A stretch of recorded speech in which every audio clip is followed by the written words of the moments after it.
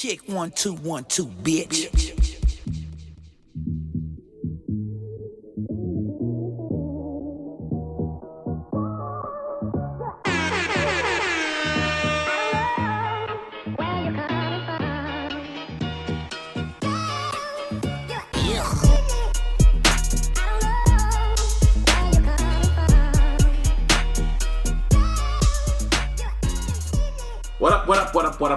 What the fuck is up? What up? This is episode 187 on the motherfucking cop 187. of the iLLogical Sense podcast. This is your boy Busby. Give me a hell yeah! And over here is your boy JC No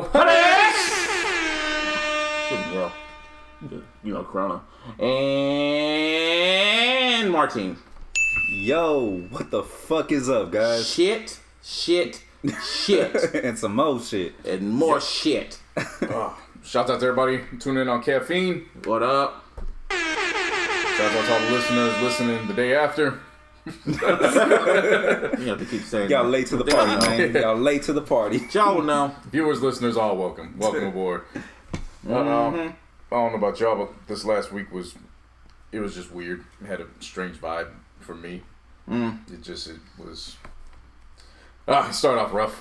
I had to say rest in peace to family friend, my young boy Epi, who was in between my brother and my sister's classes in high school. So he was class 2012 at Bellarmine. He just passed away at 26 years old. Damn. On Thursday night. I don't even know if the actual reason took place, but there's a few ideas of how he went, but as far as I know, he went to sleep. Damn. So yeah, you can imagine how I felt when my sister texted me, and that's the first text I wake up to on Friday morning. Yeah. And I'm running late to work. Shit. Yeah, so it just didn't start good. Yeah. Energy was just wild, so I kind of I stayed to myself for the most part for the remainder of the week. I feel it. Yup. But rest in peace, Epi. Love and prayers out to his family and all his loved ones for sure. And we all gonna get through that. Yes, sir. Well, for my black ass, it was pretty chill. For the most part, worked. And then pretty much spent the whole weekend, for the past week, on HBO Max, just binge watching The Fresh Prince of Bel-Air. Mm-hmm. Yeah, Nice. Is this the air horns? Nope. Is this the air horns? Nope. Wrong. Air horns? There you go. Yes, there we go. Yeah. It still holds up. Really, it's still, to this day, it still holds up. Now I'm on season 6, like the last season. But I'm kind of mad how season 5 ended. Like, Nia Long was on the whole season, and we're thinking her and Will gonna have a happily ever after and shit. And then by the time they get to the wedding, they were like, you know what? Yeah, I'm not ready. And then they end up just being friends. And then Lisa's, like, Nia Long's husband, no, not Nia Long's husband, Nia Long's dad ends up marrying Will's mom for, like, out the blue. And then season 6 happens, and they don't even talk about the shit no more. Like, it never even happened. I'm like, all right. Tyra Banks was on a season, and then she disappeared. And Yeah, Fresh Prince was never good at continuation. I mean, it kind of whatever they kind of keeping the story going and shit. Yeah. Like, Will had a girlfriend like every episode. Yeah, True. Like that's literally how it went. Like one episode he's dating Vivica Fox because it's Jazz's sister. Yeah. And then the very next episode it's Jasmine Guy and she's a freshman at UCLA. So like, yeah. that's another thing they don't talk about is the relationship dynamics that were on there. Where it was very fluid. I'm gonna leave it at that. To say the least. Yeah, like it was high schoolers didn't date high schoolers. It was like, oh yeah, junior in college dating a junior in high school. Yeah, no big deal. They didn't even look like a junior, man. Yeah. Like, he looked like a grown ass man. Him, Hillary, Tatiana Lee was the only one that kind of like aged she looked low. like a kid. She looked like a kid. Hillary looked like a grown ass woman. Carlton Seriously. just looked like, It's Carlton. Carlton was a down ass nigga though for Will. Nigga like took the fall for the pills. Fucking when Will got shot, he was the one that said fuck this, and he was this close to becoming John Wick. Yeah. I said that like a few episodes ago. Yeah. Yeah, but actually watching it, like, damn, he was really down for that nigga. Like, wow. I mean, he went to Compton and stayed for the weekend. Well, that's he was gonna go to MacArthur Park. Yeah, he was. Selling the Gucci bags. Yeah. He was also a Republican too. I hella forgot about that shit. He was a Republican and he loved Donald Trump. Yeah. Kind of made me want. I was like, oh wow. And Trump was on an episode too. That was just like, Really? Yeah, you remember? I don't remember that shit. Yeah, he wanted to buy like the Smiths, but like the family thought their house was gonna go for sale, and Ho ass showed up, and they were like, oh shit, because they thought he was gonna buy the house, and then he didn't buy the house. Huh. Yeah, and then and what's his name? Ashley was the only one that didn't like him. Like, you ruined my life, and then walked away. I was like, foreshadowing. There was a lot of foreshadowing. There was a lot of foreshadowing to Will's career. Like, he was kind of like singing like the Wild Wild West theme song. He was talking like Ali. He was he was like singing to the Bad Boys theme song and shit. And I was like, oh wow. What the hell? Yeah, in like season 3, he was like singing the Bad Boys themes, talking about like, and then he was talking like Ali, all types of shit. I was like, wow. That was like foreshadowing. Yeah, like a motherfucker, man. Mm-hmm. Shit. Yeah. Well, either foreshadowing or just putting it out there in the universe. Yeah, you know what I mean? from a script. Yeah, right. Singing the bad. And it was funny because when he left, like the season 6? That was in 1995. He went on to do Bad Boys, and that's when he went on his whole box office tear. What's it called? Bad Boys, Independence Day, and then Men in Black, and then it was Enemy of the State, and then it was Wild Wild West. The Will Smith takeover. And Big Willie Style was in the middle of that shit too. Right. Shit. Yeah, he basically closed out the entire decade. Yeah. For real. Legitimately. Like, legit. Like, I was thinking, like, when did he start doing movies? And I looked, I was like, he was still doing Fresh Prince during this whole time period. I was like, wow. I think when he started, it was 92 or 93. Mm-hmm. It was 92. It was 6 seasons. Yeah. Yeah. And then like, when it progressed, it was like, he only did, like, a few movies. Right. And then Bad Boys happened. Bad Boys happened, yeah. And then after that, it was Independence Day right after that. Then Men in Black. Yeah. On a fucking tear, man. Shit. He ran the 90s, man. Yeah, Shit. no, it's hard. I mean, I honestly don't remember it like that, but like, yeah. Yeah. Like, looking back, yeah. Yeah, he literally ran that shit. And I was like, oh, shit. Show still holds up. Hillary looks just mwah. Like, and then what's her name? Tatiana Ali in the later seasons just. What's up, Ariane? Somebody just checked in. Hey. Always got to show them. I I forgot that aspect. That we do that right? now. Yeah, we got people watching that. Oh yeah, we just be talking, man. I was like, oh shit, notification. Oh hey. Right? Y'all see the PS5? Fam. Boy, I need to give me a boot. Okay, so I got a story. He's like, I need me a sugar mama. Yep. We all do. So Now. So I got a story to tell that's actually pretty funny. And it all relates back to this. Oh, shit. Back to the PS5? Yeah, That's wild. because it took place while I was watching the All event. right, let's go. I'm in. Yeah. I found out I'm related to Jamie Foxx. Fucking what? Yeah, it's a round of applause. A round of applause? I mean, What kind of shit is that? Yeah, no, dead ass for like no related by marriage, no none of that. Like legitimately, like.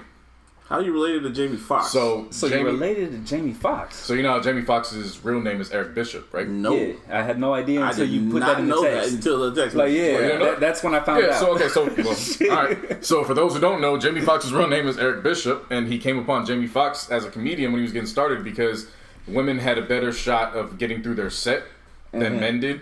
And so he wanted to pick a name that was kind of had like this unisex feel. Yeah. So okay. nobody could tell till he got on stage. There was no prejudgment. And then Fox came because of Red Fox. Makes So sense. that's how I yeah. picked that. I got you. All right, so his name's Eric Bishop. Yeah. So on my dad's side, his mom, that entire lineage is either Holland or Bishop. And the families are literally spread out between Texas and California. So my cousin and my mom were, so I think it's my second cousin because he's my dad's cousin. They were on the phone having a conversation. And then she comes out in the middle of me watching the PS5 drop. And she's like, I'm gonna put you on speaker with Doug. So we're talking and he goes, yeah, so you know you have a famous cousin. I'm like, oh word, like I'm not really paying attention. I'm looking at the drops. And then he's like, I'll give you PS5, Yeah. PS5. Yeah. I got a famous cousin, cool. and he's like, I'll give you a hint. He PS5. was on In Living Color. I'm This is to show you I would've said the Wayans. No, not even that. This is to show how much I wasn't even paying attention. He said Living Color, and my mind went to Living Single. Wow. Oh shit. And Okay. so then I was like, oh, Ovi. And I was like, okay, Ovi. And then he goes, okay, no. He's also a famous comedian. And I go, well, I was like, wait a minute, okay. Jamie Foxx? And he goes, that's right. And then he broke everything down, and I was like, oh, no shit. And so he was saying, yeah, that side of the family's been trying to get him to go down to their family reunions. Oh, and then shit. I guess Wow. 2 family reunions ago, Jamie went down there and they were all hanging out. And they were telling him, like, yo, we're trying to get your family from California to come out. Like, you have a shitload of family out there that you don't even know about.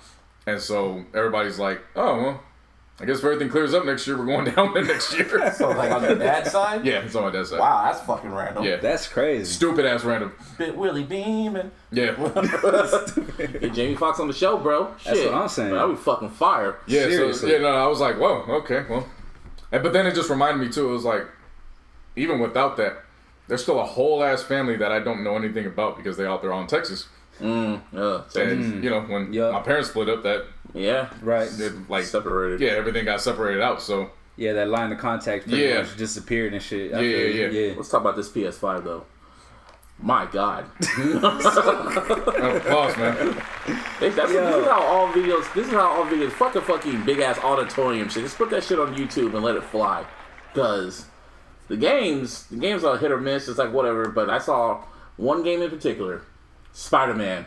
What's how you say his name? Miles Morales. Miles Morales. Yeah. If y'all did you play the game? The first Spider-Man game on PS4? Oh yeah. No, I haven't. Let's keep it funky, bro. I ain't had a PlayStation or any game system at all since the PS3. Oh wow. Yeah. You missing out. No. But see, that's the thing though. I seen this one. Yeah. Now you want to play? Yeah. I'm like, okay, I But might you gotta just play have the- to you gotta buy play me the- a console one time. You gotta play the first dig? Spider-Man game though. You gotta play the sequel. Before all this even took place, Yeah. I was already in the market as a free agent, you know. What, you just hate Xbox now? No, I had 16 great years with Xbox. Oh, wow. So it was just like, but you know what? I did this with every single time a console would drop. I would evaluate, see which ones were which, and then I go with it. Because when I pick a console, I'm not picking it for a fucking year. Like, Yeah, that's the console I'm gonna ride out with Stick it with for it, a while. Yeah. And so, so when everything came out, I was like, you know what? I had 16 good years. I'm gonna take my talents to free agency. Let's see what's popping off, and let's see what PlayStation has to do. And that motherfucking Miles Morales popped up, and I was like, Microsoft and Xbox, it's been cool. I thank you, but I'm taking my talents to Sony. It's gonna be a And we- PlayStation. It's gonna be a PlayStation exclusive too. Yeah, exactly. Like, Yeah, that's because why. it's owned by Sony. yeah, exactly. Yeah, 'Cause exactly. You gotta play the first Spider-Man game because he's in the first Spider-Man game, and he ends up getting his powers towards the end and shit like that. So Yeah, but you know, I don't care. I'll just play the game. Well, that too. Yeah. You know. Yeah, And there's then always it's a something game. big. You know, and the thing is, you can It's a always game. you can always watch somebody play the game on YouTube. That too. But I can just catch up from that. Yeah, Or Not a big deal. something. I mean, you know. And then they got what was the game? There was Hitman I saw. Then Hitman's gonna be fire. Bro, I'm gonna be honest with you. I don't even know what games are coming out besides the Spider-Man one. Obviously, that's the only one that matters. Yeah, that's honestly. really the only one that matters. That But like, makes- nah, real shit. When I saw the fucking actual console, I was like, oh man, that shit looks like an Apple product. I'm sold. It does. Yeah. I want that shit. Yeah. Like, I I don't need know that. what it is. Yeah, I need that. Part 2. What else is there? Hitman looks fucking fire. 2K21. 2K20, they didn't show me shit. It showed like a really. It shows Zion sweating, which is that's It was that's like cool. I hella- went wild. it was the I went most- wild for the time being, but then you know it's like, oh wait, they actually didn't show me no gameplay. It was the highest of all definition of Zion. I was like, oh shit. Yeah, Alright. Zion It's gonna- probably like those videos, you know what I mean? That Like, they have it like in was, the intro and I've shit. never seen him this clear before. Like that shit. Well, they always do the cover athlete like that, and then everybody Yeah. else looks Yeah. strained, Yeah. to say the pretty much. least. Yeah, pretty much. So you know, I want to see the gameplay first, but they gonna steal my money again. Like it's not a big deal. Right. The only thing they didn't do is tell you the price. Some fucking assholes. Oh, Amazon! It leaked out on like Amazon France. It's at $700 or something. Nah, it's like 500. Yeah. That's it. That's like the guessing price. But Sony some assholes. They showed you all that shit and like, yep, coming soon. Bye. Draw some more intrigue. Barely into June. If you drop in the console and during the holidays, you got 5 months. Like you can't give everything out. because the Spider-Man game drops. They say it drops on Christmas during the holidays, so Yeah, so you gotta imagine PlayStation drops right around Thanksgiving, Black Friday, it's probably gonna be That that. would make sense. Yeah, Right. or at least the pre-order would start around that time. Or that. hopefully, yeah. Hopefully, folks are fucking healthy during that time period. Shit. Black Friday is gonna be so trash this year. Like, I mean, don't get me wrong, it's fucking garbage every year because I don't like big ass crowds like that, especially when you're fucking fighting over a damn flat screen TV that's, you know, probably the same price after Black Friday anyways. Yeah. But like, I'm talking about like as far as everybody being just all being in one spot You know what I mean? You guys Like do- it's gonna be you guys so do fucking trash. Physical Black Friday shopping? I have. I'm not gonna say I've only I don't done do it it. I don't do once. it every year. I have done it before though with my parents or especially my grandpa. Well, no, I'm not saying just once. Like, do you guys still do it? Oh Nah, hell no. hell nah. Like, cause But I just get confused. like for shit like that though, you sometimes they make it a stipulation where you actually have to go inside if you want to, especially if you want it right away. You know what I mean? Oh yeah. See, There's that. Yeah, like I wouldn't even figure with that. I'm just asking in general because the Black Friday deals online are usually better the following Monday. Oh yeah, Cyber Monday. just No, of Cyber course. Monday, Of yeah. course, man. Yeah.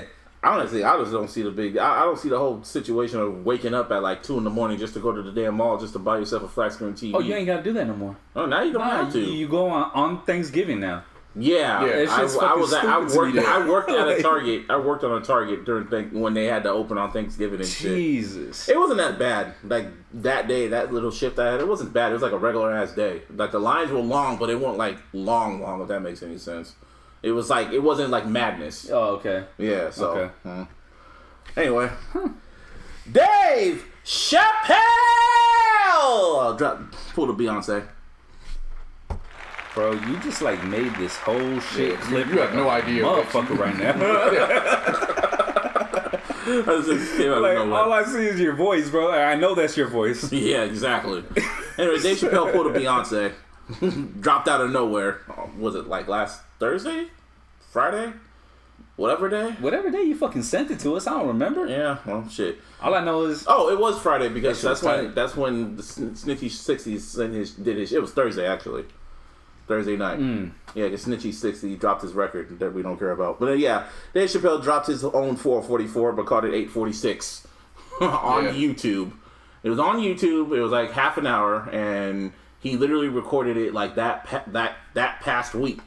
And I was like, oh shit, okay, that's nice. And pretty much when you watch this shit wasn't funny. Dave kept it fucking funky.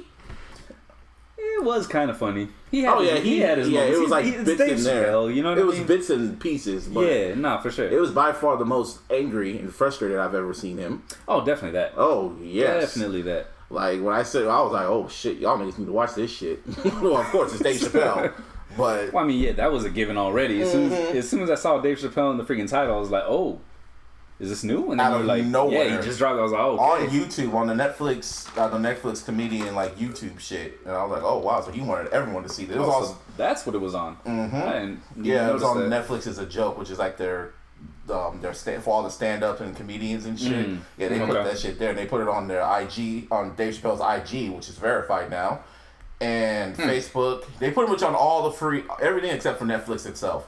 He wanted to make sure the whole world saw this shit. That's crazy. Yeah, and it was in Ohio, outside, with what's it called? Everybody wearing masks and Everyone social wearing masks, distancing, social and distancing. all that shit. yeah, and he pretty much broke down how crazy everything is right now. And when he was talking about the way he talked about it and how he put in from the earthquake he lived through, which was only 35 seconds, and he said, "Yeah, I was gonna scream, but I got my weed, got my clothes, and that was it. That just lasted 35 seconds." This man had his knee on another man's neck for 8 minutes and 46 seconds, and he just let it marinate, and he just started breaking everything down. How, like the numbers game, saying how those numbers 846 is also the time he was born. So that's the reason why it's stuck in his mind. Yeah, that's why it was fucking with him so Yeah. much. Yeah. And then how he talked about how when the day that Kobe scored 60 points, that was the day that one black kid got shot by all the cops and shit like that.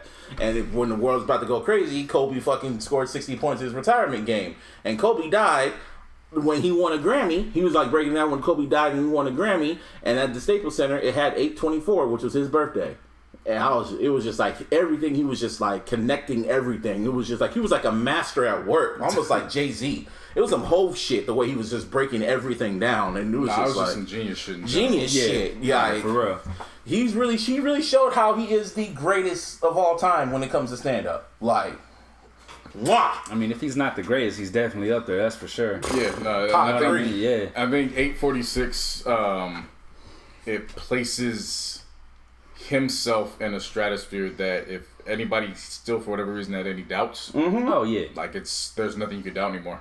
Yeah, Like, no, it's- for sure. It's comedians are in a special place to me when it comes to topics of this magnitude, because if they're doing it right, and what I mean by that is you have some comedians that I like that are just strictly there just to get jokes off. Yeah. And it's not really social commentary, but it's more jokes, but they have a nice flow to it. They can pull it off. They have nice writers. Like, that's cool. Dave Chappelle is more like, all right, give me a mic and give me a cigarette, and then I'm just gonna talk to you motherfuckers Yeah, for I'm like just gonna chop 2 it up hours. for a minute. Yeah, Yeah. he's And- naturally funny. Yeah. Like, he doesn't even have to do it. He just literally, he does this shit in his sleep. Like, he even had like a little notebook up there with him. And by the time he was halfway through, he was like, yeah, this shit ain't funny. Dude got some pussy jokes, though. And then, But I mean, you can even tell. You can tell where he goes with it, because in the middle of it, and I'm not saying he freestyles and he improvises. Like, it's clear he had a flow. thought out. Oh, He yeah. writes all that For shit. sure. But it comes across as, you can tell it's very, I guess, more like real time in Genuine, comparison to like other organic.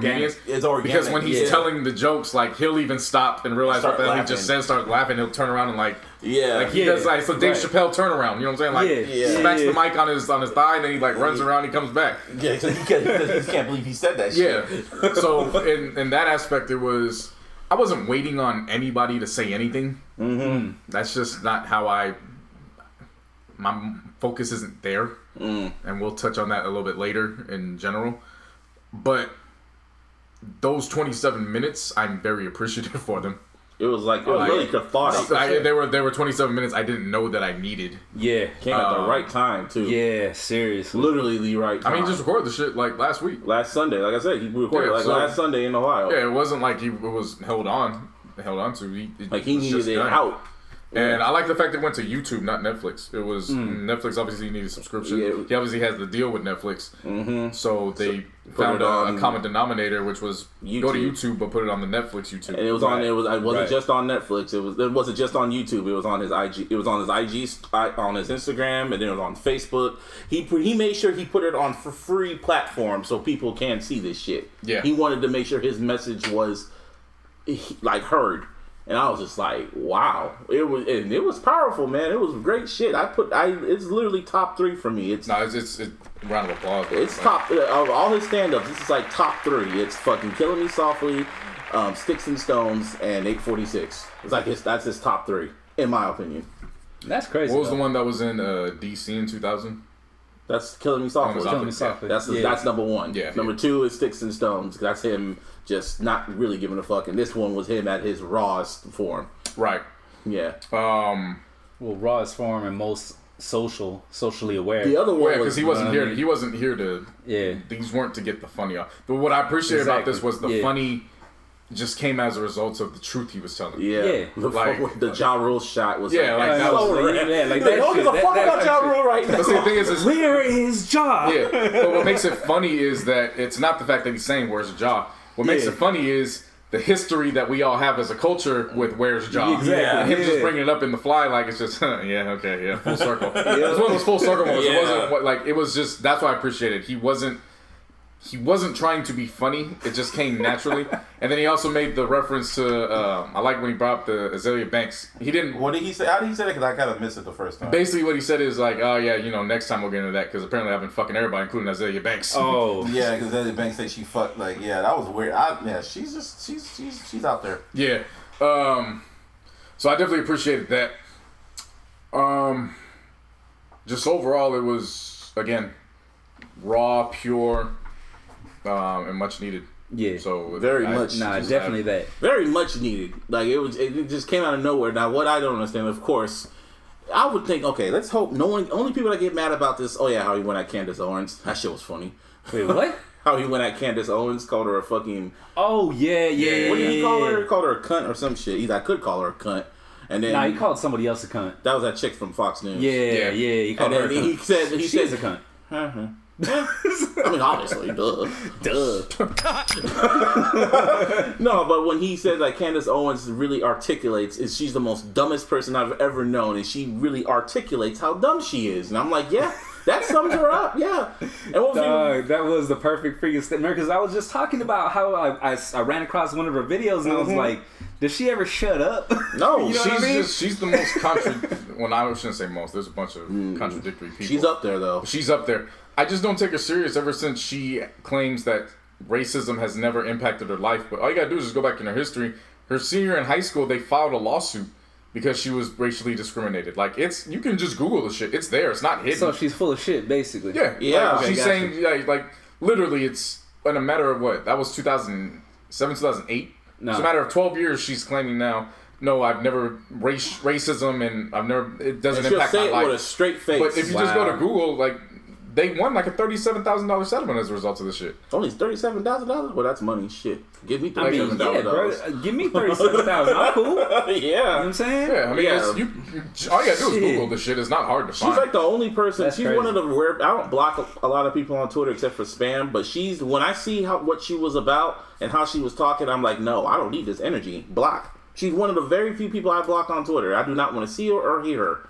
Just, No, like I said, Nah, but when he said it, when he basically verified what I was already thinking, I was like, And what made it Alright. funnier was that she went on Twitter. She went on Twitter and said, "Oh, I got a lot of liberals hit me up, or leftists hit me up about what Dave said, and I know I could take a joke. It's still like he's still one of the greatest comedians of all time." And everyone's like, "He wasn't joking."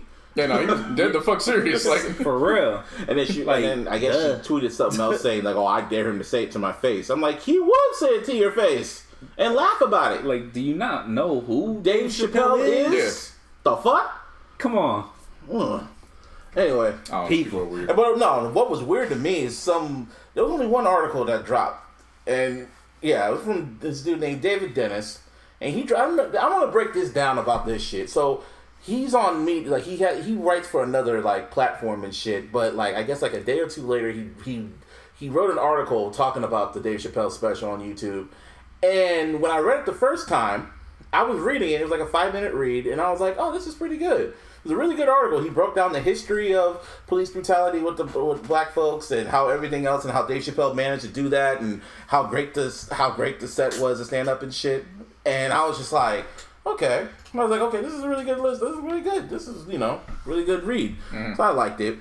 Then a day later, hours later, after I come home from work, I go on Twitter and I see Jason say like on Twitter, like, yeah, David Dennis is weird. Like, I was like, well, what happened? Like, and I've started seeing my timeline was kind of going in on him a bit. And I was like, whoa, what's going on? And I said, and, Jason was all going like, yeah, you wrote an article about Dave Chappelle's stand-up and shit. I'm like, oh, man, it was good. I was like, oh, yeah, it was good. He was like, yeah, but he's talking about how he's disappointed in him because he didn't talk about black women.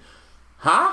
The fuck? So then I go and reread the article, this time on the platform that's on, and he added a paragraph like about how Dave didn't mention like black women being killed and shit, and how disappointed it was in it. And I'm like, wait a minute, I was like confused. I'm like, that wasn't in the original article I read. Like, you went and added this shit. What the fuck? That's all I want to say. That was fucking weird. People are weirdos. Like, that's just, That was. I don't know. I don't know what to basically, say. It was Yeah, like, I don't know how else to weird. explain that, but That was just Motherfuckers is weird. weirdos. Like, you really People are overthought fucking that. weirdos, And I can that's for sure. understand how black women are being very, very mistreated in the situation, just period. But just to go and add that shit and saying he didn't mention black women when he mentioned Sandra Bland, he mentioned Bland, my fault. He mentioned Candace Owens, Azalea Banks. He mentioned black women. And Breonna, I think he also did he mention Breonna Taylor too? yeah. Yeah. So it's like, what are you talking about? What the fuck are you talking about, bro? I don't know, man. I don't know. I don't know. I had that Maybe pent we up didn't for a watch the minute. same video. Maybe. You know what I'm saying? A lot of that, you just got to question if you're watching the same thing as everybody else commenting. I Yeah. know what I saw, and I'm Nah, not seriously. I'm not arguing with people like that. Somebody had a great tweet I came across today, and it just said, "If you really want to be offended, you'll find a way to be offended." Yes. And I'm like, all right, well, What's the ding? Come on, man. You gotta relearn these things. Shh.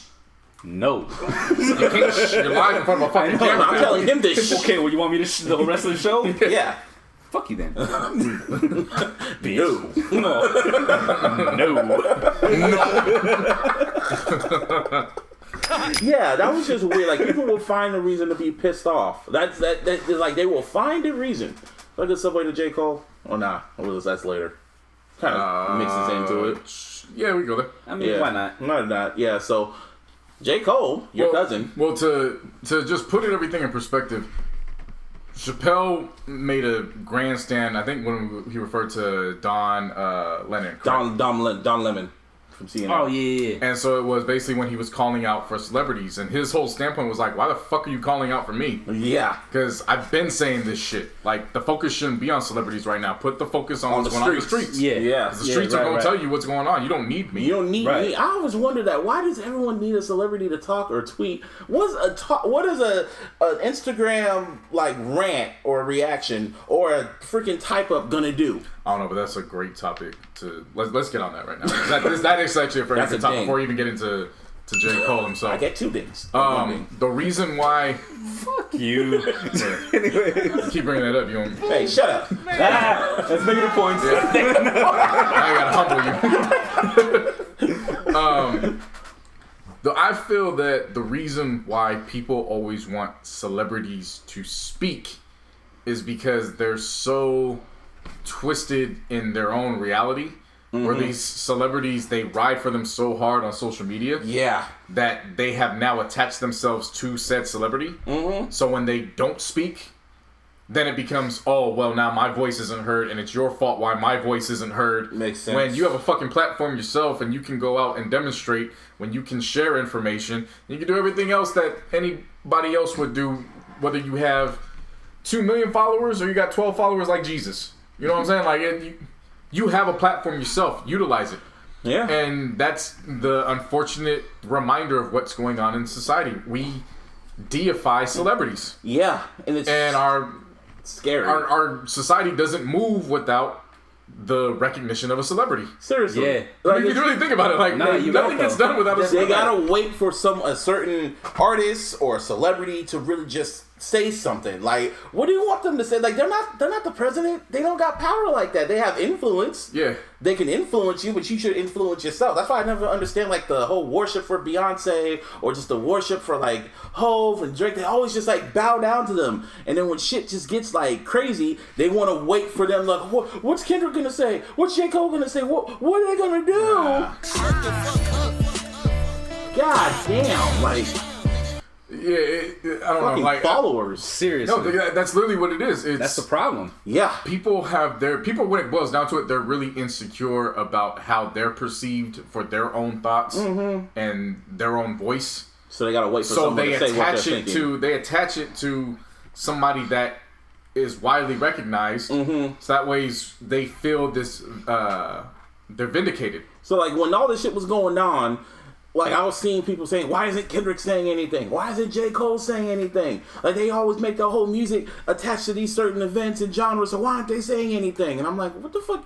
What we mean you want Kendrick to say something? He made To Pimp a Butterfly. Seriously, like, what more do you expect what from him? More? Like, he's been telling you what's going on for not only has he been putting it in his music, but at the same token, he's just an artist. He's just a man. You know what I'm saying? Like, and I don't mean that, like, negatively, you know what I'm saying? But everybody knows him as an artist. Yeah, he's a mortal man. And his his message is in the art. Yeah, fucking pay attention. Yeah, you know niggas don't listen or read. Saying. Well, I mean, somebody can't read either. Somebody else brought up a good point. Just saying. I know. Yeah, somebody else brought up a good point. I think it was today or yesterday, where it was. For years, you'll bash these artists. Oh, they make music. I can't dance to it. I can't party to it, and all that. But lo and behold, like you'll say this, not and the third about them. But as soon as shit like this pops up, who's the first person you always want to make a statement? Yeah, those certain artists. It's those artists that you keep bashing over the years, saying they ain't got. Oh, now you want me to talk. Now you want me to. So from an artist standpoint, I mean, and I'm not saying this is a result of what Kendrick and J. Cole was thinking.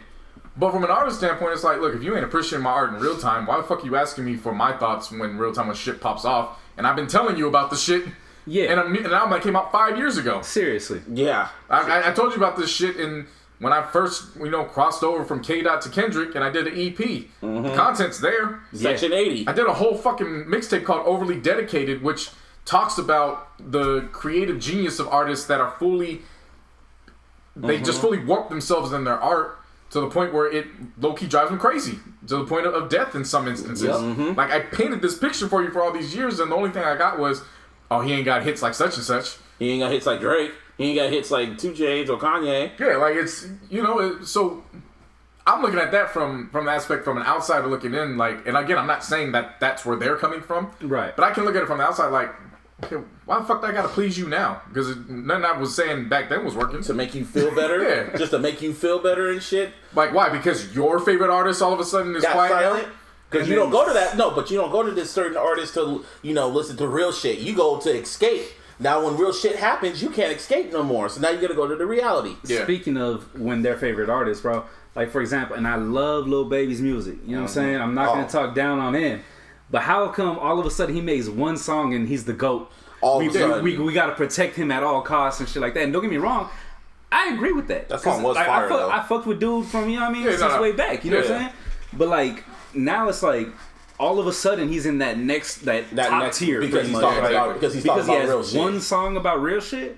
Yeah, no, I'm not. Like, bro, don't get me wrong. I mean, that's cool. Are, man. That's cool. The song was great too. Like you said, you know, the song is great. Right. But it's like, come on, man. All of a sudden, he's so fire. He's put up there, but then Kendrick is where now? Quiet. You know, no, I'm saying, like, because a lot of the same people who have Lil Baby rated so high now because of that shit, because that one song. Yeah. Still look at Kendrick like, oh, well, he don't make music that I could, you know, that I fuck with like that. He doesn't make music. You know what I'm saying? Like, he doesn't make socially conscious music. How does that narrative The only thing, build up? the thing about Kendrick is Kendrick talks about himself. He talks about how aware and he's very introspective. I was gonna say I wouldn't necessarily say he talks about himself, but he talks about his experiences. He's not really you know socially conscious. Like, it's not like no fucking Common or Talib Kweli type of shit. He's mostly just like talking about his experiences and his mindset. Yeah, it's like that's pretty much what it is, and that's who he's always been. He's just an artist. He speaks. Him and Cole. He speaks very well about his surroundings. Like, happy birthday, Kendrick. He's very aware of what's going on around him. Yeah, very aware. So that, for a lot of people, I think, strangely rubs them the wrong way, because some people go to music to escape their realities. That's why people didn't like to they don't want to be aware of what's going on around them. Yeah, I don't know, man. You know what I mean? Like, I mean, you could say one thing I have noticed is the crowd that is usually, you know, the ones that are, oh, we only listen to this when we go out to party, this, that, and the third. They'll make statements about generally those the ignorant white people. When I say ignorant, I don't mean that in a derogatory term. Just if you don't live where police brutality is around you, you're going to be negligent and ignorant, because it's not something you have to worry about. Okay, you know what I'm saying? Like, ignorance isn't always a negative thing where you're blatantly being ignorant. Right. Sometimes you're just ignorant because you don't have to think about this shit. But like, the point is, it's never around you like that, so it's like you can't relate to it. Right. But the point is, I get you. They'll call that out while at the same time trying to save face for the fact that they themselves are actually the ones trying to escape their reality for the simple moments of just trying to party. And leave, and in moments where it's not even called for party. Like, there's always moments to go out, relax, and chill or whatever. But it's like they try to turn up 24/7, and it's like that's not real life. Like, honestly, the lights do come on at the end of the day. They always call last call for alcohol, and the lights always come up, and the party's over. So and you have to go home at the end of the day. Yeah, you got to go back to the real world. Like you can have the time of your life, but then when DJ say, "Okay, last call," and the lights come up, and it's just like, oh damn. And then you leave the club. You don't. Party's over. You got to go with the girl. You get with the girl. Don't get with the girl. Or you just go home by yourself, and then you just have a hangover and wake up and just back to reality. Yeah. Seriously, I've lived those nights. Don't like them. Too old for that shit now. Yeah, no, that's that was just a tangent I noticed about just why people want celebrities to speak so much. It's some people will hide it in the fact that it's like, oh, well, they make money off of us and this, that, and the third. I was just gonna get to that, but they can't make money unless you actually go and provide the money. That's why the whole cancel culture shit. Like, you can't cancel unless you're R. Kelly. Yeah.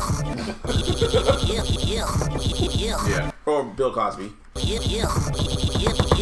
don't know nobody that was buying Jello pudding like that. I don't know nobody that was buying Jello pudding like that this millennium. Yeah, nah. So Nah. I guess you could put Bill Cosby in that, but I just wanted to put it. It was just like I'm trying to think of like other be like Kevin Spacey. Like when you do like real fucked up shit, like Harvey Weinstein canceled, or all them motherfuckers, like them dirty motherfuckers. Yeah, you could cancel them, but like when you get mad at somebody for like stating an opinion, like Kanye, they tried to cancel Kanye for just he didn't kill nobody, he didn't rape nobody, he just said some burnt shit, and y'all wanted to cancel him, and he's still selling out shows. He's still cancel Kanye. Explain. Now to go back to the actual J. Cole situation, for those who don't know or just catching up, Noname, was it 2 weeks ago? Something like that when all the shit was really popping off. With when everything was full fledged on CNN, you couldn't escape seeing protests going down. She made a tweet to the accord of basically saying it's wild how the celebrities that basically profit off of black plight, they're nowhere to be found now. And she mentioned a key words, top selling artists. Yeah. So she's singling out very few. Yeah. And in hip hop, the last decade there was who it is. The last decade there was three. There was only three. It was Drake, Kendrick, and Cole. Yep. So there's a clear cut of who she was speaking to. Yep. Yeah. They can't say names. Why don't these motherfuckers say names, man? That's my thing too. It's like, just why are these artists? Why you have nothing to lose. Just tag them. Yeah. Why are these artists so fucking like scared, like still in this politically correct thing and be subliminal? I blame Drake. He's the one that made that shit popular. But it's not even the artist though. Who is Noname? Is she an artist? I have no idea. Okay. Yeah. Well then yeah, you're right. What? You're right. These artists are fucking lame for that. Oh yeah, I mean not just all of them, just all of them. No, that's what I'm saying. Like, they're all fucking whack for that shit. Yeah. Just say names. That way it's right clear. There. It's put out. There's no in between. It's black or white. Just let us know. Yeah. When I saw it, I remember seeing it, and I was kind of just like, when it was like, what do you mean they're not saying that? What the fuck you want them to do? I mean, I knew who she was talking about off jump. Like it's a top selling artist who profit off of black plight. Yeah, I mean, you can remove Drake from that because Drake is usually talking about himself. Yeah, so that kind of leaves two people. Yep. Kendrick and Cole. And they were the ones that hadn't said anything up to that point. Right. Now, the problem that she faced was literally the next day.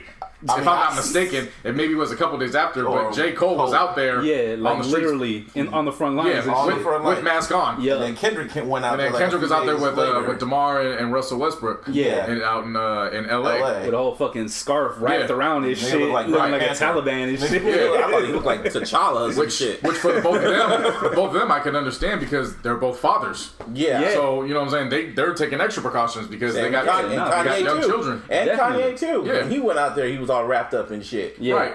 So I just took it from that standpoint. Like, okay, so I didn't even know. I remember I forgot about the tweet, and it was one of those days I just kept scrolling. I was like, what the fuck? Whatever. And just kept scrolling. It's like, is it? I know emotions were like high, so it was like, I get it. People mad. They weren't thinking straight. Whatever. It was one of those ones you just take note of and you see what happens. Yeah. Forward. So fast forward now, 2 weeks later, yesterday, I hit you guys with the group chat saying, Cole dropped Snow on the Bluff. Was the single. Great movie, by the way. And the Netflix movie. Was it Netflix? Yeah. And he... First of all, it's vintage rapping from him, so round of applause. Yeah, vintage. Yeah, like, it was something where seriously the production was well needed. Like it was just one of those songs that was well needed. It was like warm up Cole. Yeah, but then you start diving into the lyrics, and you realize, he's having a conversation with somebody. Like when I was listening to it, I was like, who are you talking to? Like you talking to a woman? I was like, who are you talking to? Especially when you consider the album artwork. Yeah, it's basically a notes app. Couldn't even read that shit. Nah, no, but I was like looking at it. I was like, oh wait, this is the lyrics. This looks familiar. And then I was like, I listened to it again. I was like, oh shit, okay. I need to read the lyrics. You know what I mean? Right. Genius. Yeah, seriously. Genius. Yeah. Yep. So he was having a conversation with somebody, and I was like, okay. He pretty much said, I'm not smart. Like, I don't really read. Pretty much he said, everyone think I went to college. Like, I'm not really that smart like that. No. He wasn't saying... I think that gets lost in translation, too. People don't realize what he was saying. He wasn't saying that he wasn't smart. What he was saying was that I'm not well equipped to speak on these specific matters because I don't know every single detail that goes along with it. Yeah. So there's a difference between being smart and being educated. You can have all the book smarts in the world, but unless you actually know what's going down, again, awareness, being self-aware, unless you know what's going on around you, that's where the education comes into play. A lot of people think that because you're not educated and people drop out in the 10th grade, they're not smart. It's motherfucking geniuses that are everywhere. They just didn't have the resources around them to get properly educated. So he wasn't saying that he wasn't smart. He was saying, niggas be thinking I'm deep, intelligent, fooled by my college degree. My IQ is average. Like I was like, he just pretty much said, I have an average IQ. Yeah, he's not. Because again, this goes to people deifying celebrity. Yeah, he speaks in. His music is full of very articulate styles of rap. It sounds nice. Yeah, and so you put him on a pedestal as, oh, he's our speaker, but he's never come genius out. Even you know, what I mean? He's never come out and said, I want to be that for you. Yeah. All he's saying is, this is just my avenue of music. This is what I'm thinking. Same with Kendrick. Kendrick never really said that. Their thoughts are just really. Well, he is really prolific. Their thinking process. Yeah. So when it comes down to this, he has to explain them.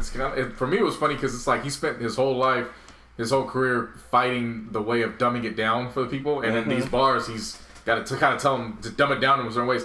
I'm not who you think I am. Yeah. I'm just like you. I'm a human being. Yeah. I'm a human being, and pretty much when at first when I listened to it like twice before I went on Twitter, I was like, "Oh, this is pretty good." 'Cause I was on my break, and then when I go back on Twitter, people say, "Oh, he's talking to Noname," and I was like, "He's talking to Noname." Oh, why? And then I looked it up, and I was like, "Oh, that's why." Okay, let me re-listen to this again, and I listened to it, and I was like, "Oh, okay."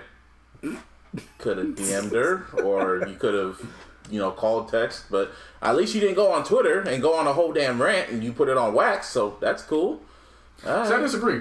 I mean, no, I'm just in my opinion, and I was like, well, just hurry up with the album. No, that's just hurry up with the album. Shit. I just went about my business. You're not wrong for having your opinion. I just think I disagree with that stance because why does he have to DM her when she could have DM'd him from jump? Yeah. Like you can't blame the person for responding back after they've been, and you can say, well, she didn't name him by name. Once again, top selling artist, Black Plight. That really shortens down the list to 2 people. Like there's not many that are doing that. If you want to bring up Wale low key kind of got out of that with "Sue Me, I'm Moving for Everybody That's Black."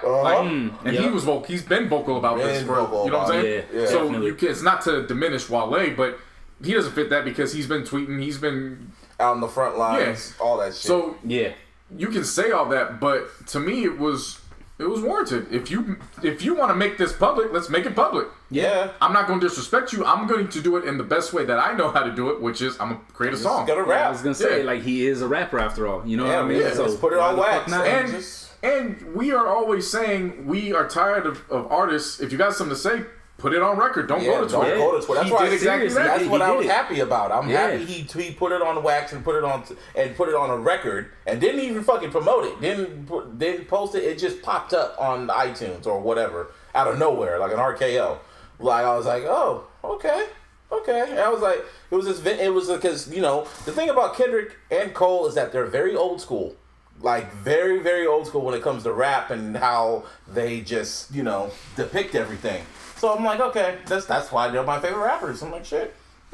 But yeah, anyway, back to Twitter or just the timeline. So all of a sudden, black women were mad with how Cole responded to this shit. And for the life of me, I kind of understand, but I kind of don't. And I don't got much to say. Well, JC? First of all, you're speaking about, you gotta put everything in perspective. I mean, yeah, I know why, but it's just like at the same time I don't know why. No, it's not a matter of. I know why, but I don't know why. For somebody that doesn't, I think you don't want to engage with it, so that's why you're looking at it like I get it, but I don't get it. Yeah. But for those who want to have the conversation, it's right there in front of your face. Mm-hmm. Black women are easily the most disrespected people. Period. Just period. Mm-hmm. You notice that the difference in, I mean, shit. You want to even look at something basic? Just look at TV. Pregnancies. Black women are treated very differently and far more horribly when they tell a doctor or nurse, "Hey, I'm in pain during a pregnancy." Yeah. They're literally, like, women have literally said the response is, oh, no, it'll just go away. You're not really feeling that. You're overthinking it. Yep. Versus to a woman from another ethnic background or race, it's like, oh, now we got to, oh, you're in pain. Let's get, let's get that epidermal. Let's do all that. Do all that shit.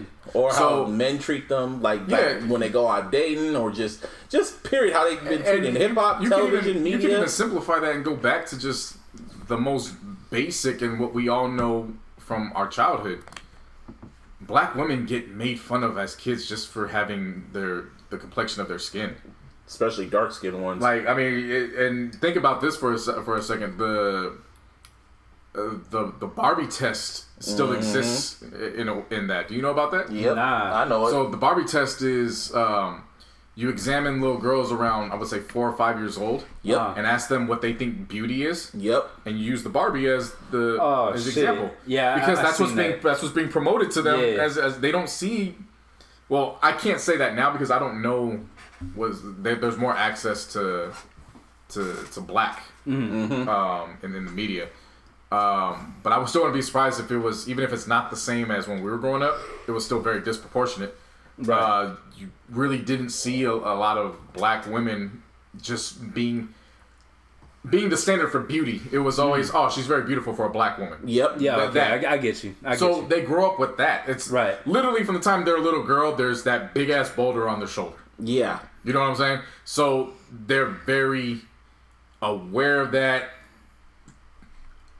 And it comes out in this instance. The problem with this is that... And don't forget they're out in the front line too with Black Lives Matter. And then they're the ones that started the Me Too movement and all types of shit. For sure.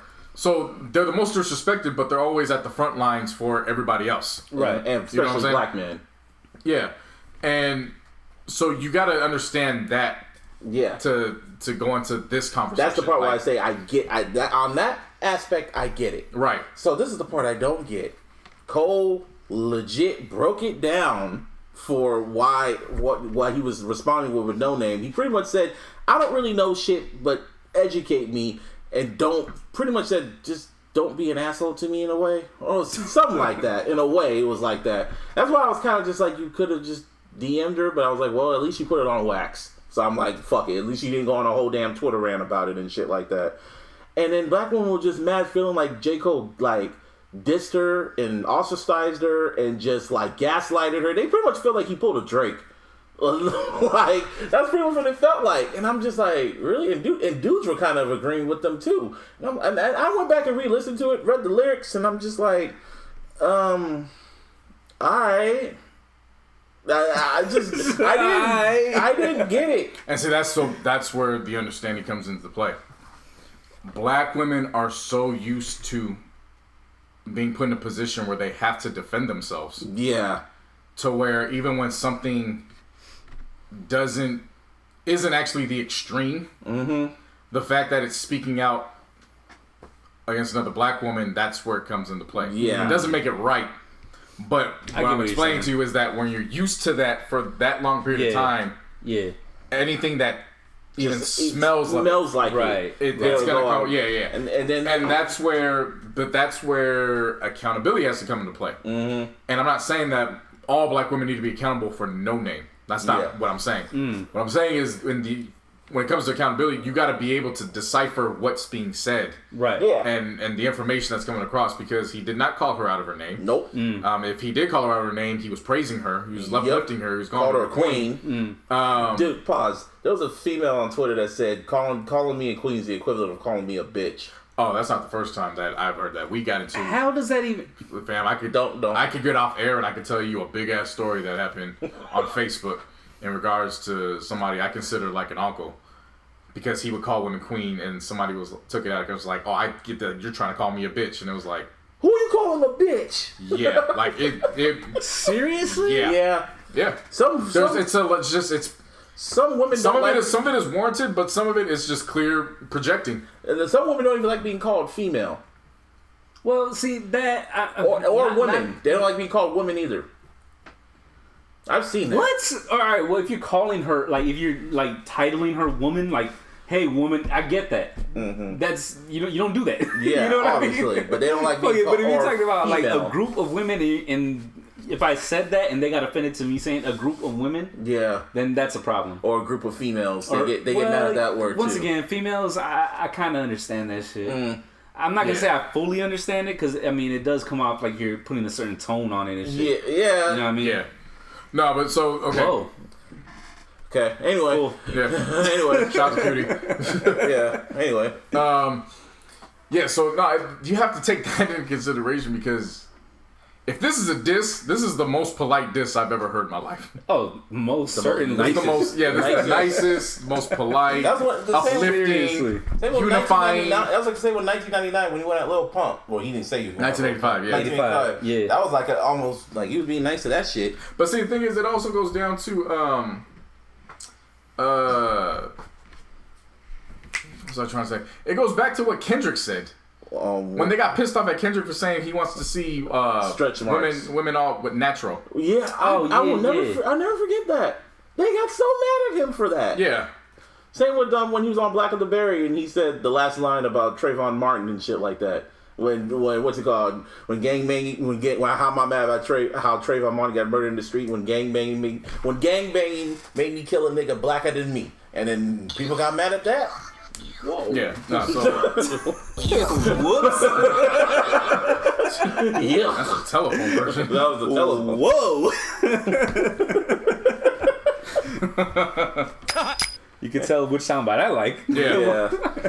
Anyway, but like I was saying, like and then people got mad at that, and it's just like, but anyway, back to Cole. So like, yeah, they got really just upset with that shit, and dudes were being mad too at Cole, and I was like, damn near almost. For what? I don't know.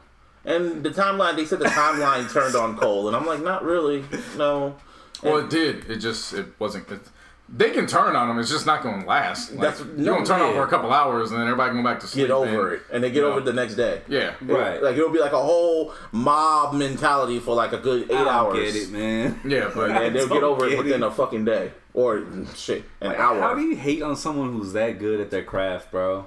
People are just mad, man. No, this is the thing. When it comes to Kendrick and Cole, I have a feeling some fans are just very jealous about the push they get or the longevity. Like especially with Kendrick, they are waiting for him to fuck up. They are waiting for after Good Kid, Mad City. They were like, "Oh, let's see if he can catch, if he can get lightning in a bottle and do it again." And then they heard "To Pimp a Butterfly," and then he did it again. Yeah. And then they were like, "Oh, okay, well, I don't know why everyone likes that damn album, but whatever. He ain't gonna do it again. It's probably gonna be his first break. Oh, he got fucking Mike Will made it on it. It's gonna be his first break." And then he dropped "Damn" and won a damn Pulitzer Prize. So and he gets more claims. So it's like every year when Kendrick's about to drop something, oh, he takes too long to drop. Oh, he needs to do this, he needs to do that. Kendrick don't need to do a goddamn thing, but stay silent and drop music. He has not said one word during all of this for like the past year. He's been shh. He has not said nothing. Yeah, I mean, for those who practice what they preach and I wouldn't even say practice, but they just preach, actions speak louder to me than words. You're showing that is not true in your lifestyle. Like niggas got mad at Kanye. Seriously. Because if that was the case, Kendrick has not said anything, but he's been out protesting. Yeah. And you're still bitching and complaining about that. So clearly that's not what you live by. Niggas got that's mad. fine, but just You lie. yeah, like Niggas got mad at Kanye for donating the money to George Floyd's charity and shit like that, and how he went out protesting, but they still bitched at him for how he did it because it wasn't in their vision. Fuck him. Well, yeah, pray for him. That's why Jesus is king.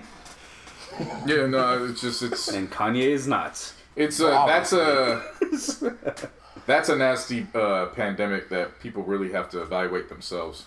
But they I don't mean, we got a look at pandemic that's COVID, you got a pandemic that's racism, but then you also got this pandemic within where yourself. it's this pandemic that you deify and you give these celebrities the platform in your mind where they are higher than us. Yeah, like the gods. That's a pandemic in itself. Like that's why I get sometimes weirded out by how people look up to Beyonce. Like she's a great artist. Shit, even with Michael back then, they looked at him like a damn god.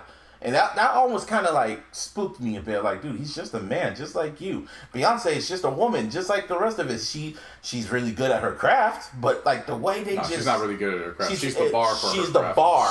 Like, Michael. I mean, yeah, she's the bar. Yeah, but it's just now you can definitely make that claim, which is there's just some human beings that are just different. They're just bred different. Yeah. You could definitely make that claim, but it's to the you can't make it to the point where, like can you imagine really to go stab a motherfucker over their opinion about said artist or like can you imagine if Beyonce didn't say nothing and then people would have been looking at Beyonce, how come Beyonce isn't saying nothing about the whole George Floyd shit? Like they would have been it's like what?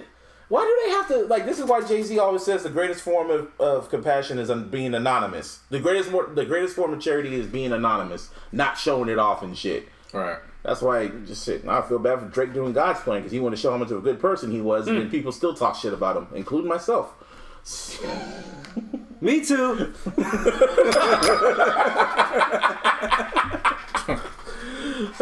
Shit, man. But yeah, anyway, Snow on the Bluff, good song. Still a good song. Just wait for that album if it's gonna come this year. If he feels like it with everything going on. Yeah, we'll see. Yeah, we'll see. It's a whole bunch of we sees right now. Anyway, so Twitter got mad at me again. Oh my God! Okay, it's happening.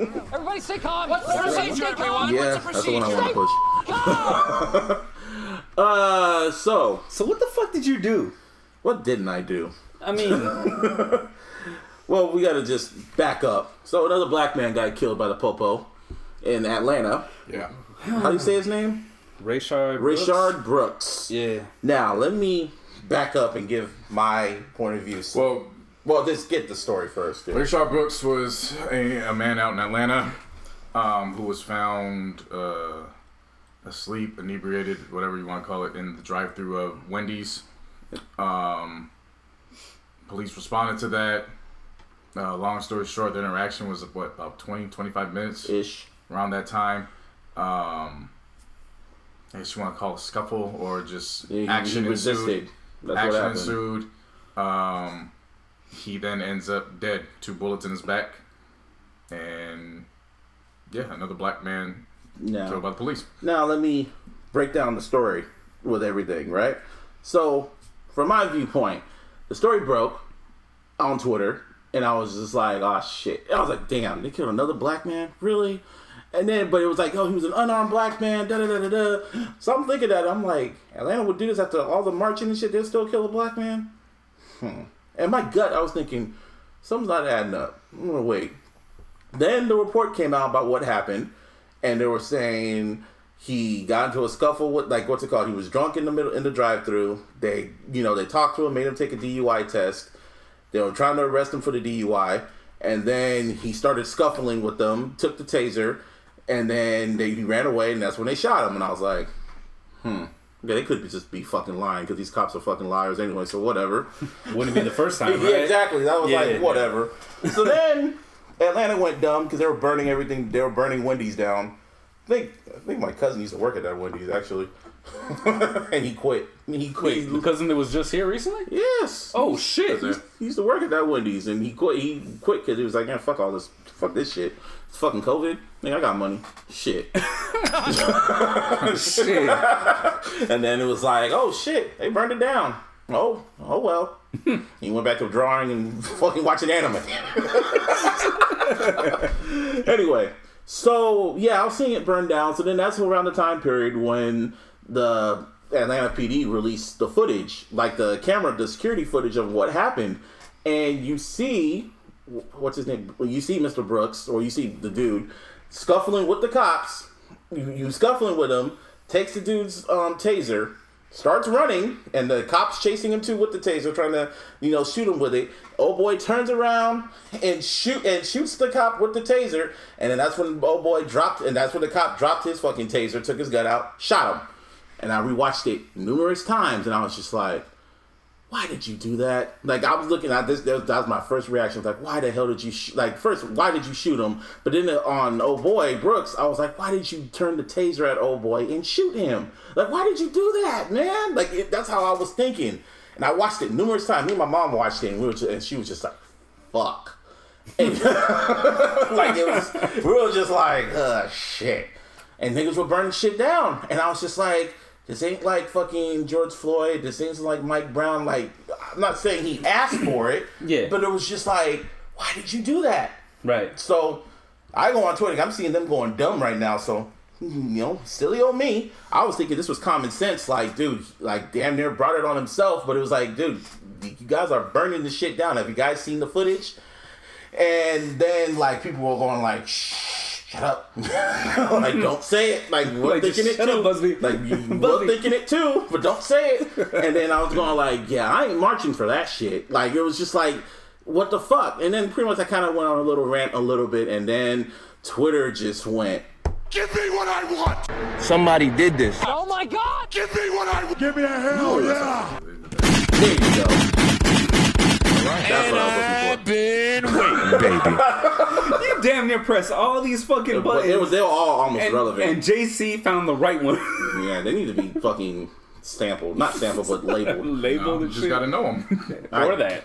Your problem is you only focus on one, and that's you know how long it's been? Well, yeah, I know what that is. yeah. So I know what the yuck is. yeah, that's the where's one you Note? focus on. So Oh, notes right there. All right. No. All right. Good job. Just yucking note. yeah, Still. Anyway, so yeah, it became a mob in my fucking mentions, and I'm just like, what the fuck? Y'all niggas. And then I was trying to explain it to people, and then it started getting like to the verified, like the blue check marks and shit, and I knew it was gonna start really spreading. And oh yeah, it was getting bad. And I was like, you know what? I'm not, because I was gonna try to explain it, but for that first time, I was like, I'm gonna swallow my pride, and I'm just gonna take this L, even though I feel I'm right. In my mind, I'm like, but it's not worth trying to like say that I'm right. So I deleted the tweets.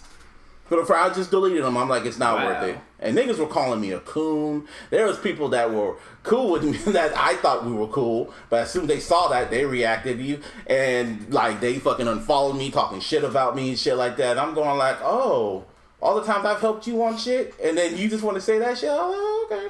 It was like showing me their true colors in a way, but it's like, whatever.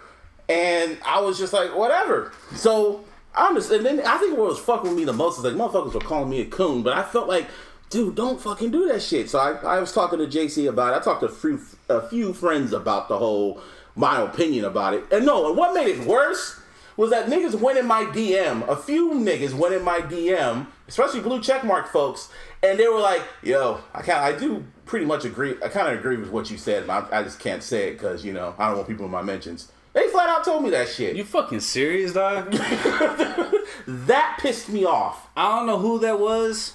So, you know, pardon my French, but y'all bitch? fucking bitches for that shit. Oh, trust Like, me, I felt that way. Seriously. Niggas came in my mentions and said, How the fuck you can't back somebody up when you agree with their fucking opinion? That don't make no sense to me. because you know it was just the whole black, and then I was seeing the narrative getting drawn of them saying what the cops did. They were going like, oh, they dragged him out because they were trying to paint that narrative because they were showing what happened with Dylan Wolf and shit like that. How they took him out to get the Burger King, how they took him out to get Burger King and shit, or how they did other white folks, you know, when they got arrested, which I understand. Yeah. But I was trying to focus on this certain situation. I'm calling a spade a spade. And then when I see certain people come in my DMs or just text me randomly like, yo, I kind of agree with what you said, you know, but, you know, there's like a time and place to say it. And I'm like, what the fuck? Why? It was like, okay, this is how it is. All right. Yeah. So, but yeah, Nah, but that then, shit's boo-boo. no man, but I agreed because you know I was talking to JC about it, talked to my friends about. I was looking at it from different perspectives, Right, You know, right. JC gave me a great perspective. My homegirl gave me a great perspective, and then someone that was in the middle gave me like an all-around perspective, which I really do agree with. So, JC, your perspective first. Damn, I was ready to go. Oh, there you go. Good. well, go ahead. Go ahead. No, you go. You go first. So I saw different footages at different times. So the first footage I saw of this, it immediately was the immediate altercation that I think it was like there was 3 or 4 minute clip. I looked at the first. My first one was the security camera. However it was, mine Yeah, it wasn't yeah. the full 20-minute or Yeah. so video. Right. I just saw the immediately aftermath. Yeah. Yeah. So, and seeing what I was seeing, it was like, all right, it could have been a nail situation, but even then, I was like, he didn't deserve 2 bullets in the back. Yeah. Yeah. Like, and that's where I stood the entire time. I was like, you didn't deserve 2 bullets in the back. And then when the footage came out showing the entire thing, I felt very nasty watching it because I told Busby, it felt like I was breaking down like game film. Like, I'm trying to like pinpoint like the moment, just like everything that led up to it. And as I'm watching, I'm like, he wasn't a threat to them for 20 some odd minutes. Yeah. Like, this could have just ended so differently if they were really concerned about this man getting home. Right. And so I had issue with that, because then it's like you're just seeing all this, and it's just like his back was to him. Like, I can understand if he's face to face, and I still can't, bro. Like, but in comparison, I'm not saying I would prefer it. Yeah. In comparison to somebody running away to somebody facing you as a direct threat with a taser gun. Okay. That's what I'm saying. Okay. In comparison, I could give more leeway to saying, okay, split the moment. He's right there. It's right there in your face. Right. Okay. His back is turned to you. He's running. he did turn and shoot him with the taser too when he was running. That's cool, but He he's did turn- so he far. turned- He's so far ahead of him. I don't And think he was almost like a feet or two away from when he turned and shot him with the taser and shit. But that's enough time to lower the weapon or shoot in the air. There's just so many things you can do that don't require 2 bullets in the back. Bro. And I want to bring in the fact. Let's bring in the fact with the taser. I asked you this on the phone. Why do police use tasers on us? To detain, but here's just Okay, but listen. Police use tasers on us to detain because they deem it as not life threatening. But then when somebody else has the taser, now you're in a threatening. Now it's life threatening. now But it's here's the life-threatening. situation. Yeah, I get you. In that video, when they were struggling with him in the body cam footage, you hear the cop literally tell "Oh boy, yo, chill, stop resisting. We will tase you. Stop. We will tase you." And then in the other angle of it, you see dude just start like punching the cop, hitting him, and then literally takes the taser out of That's where it comes into play, where he was inebriated. So your cognitive thinking is not there. No. So not now at all. when you hear somebody, remember, he's not cognitive thinking. He's not there. When you hear somebody say, "We're going to tase you," if you feel like you're in a fight for your life, what's the first thing you're going to do? keep fighting. I'm going to remove the weapon that you're going to use on me. You said you're going to use this? Yeah. Okay, I'm taking So that. now let's go there You know and what I remove mean? that from the situation. So I'm not saying that was the best option. What I'm saying is you got to understand he's not in the proper frame of mind. Yeah. He's But not soberly thinking. When the situation was happening, because everything was calm in the footage, in the body cam footage, everything was calm. They were talking to him, everything, and as soon as they took the breathalyzer, and they was like, okay, well, we gotta take you in for the DUI, and they started arresting him. That's when he started resisting. It just happened so quick. Everything just happened just quick. But again, And context matters. So again, you're just seeing somebody that, that's the situation for what it is. You got to take for what it is. It's not till you start unwrapping all of the context and realize that his daughter's birthday is the next day. They have plans for her birthday. Shit. I'm not that. saying this was the best option for him. Did he say that in there? Like I had to go to my daughter's birthday. No, did you not hear the report about his daughter? What was going on? Yeah, he said I'm on my way. No. Did you not hear the report of what happened with his daughter the next day? They didn't tell her initially that he was dead. So she's dressed up for the plans that they had, and she's crying her eyes out because he's not there, and they have to break it down. So now that's why I'm saying, now that we have that context, let's now put it in, he's drunk. He's not properly thinking. Man. We have a taser. We're going to tase you. They didn't necessarily have to give him a breathalyzer test if they were really concerned about him getting home. Yeah. That's my issue with that comes about with all of that leads up to it. Again, I'm not saying what he did was necessarily the best option. Right. So please, let's not confuse that. What I'm saying is for those 20 minutes leading up to that, the police could have did so many things differently. If they were really concerned about him getting home, it could have been, you know what, get in the squad car, we're going to drop you off, you come get your car later.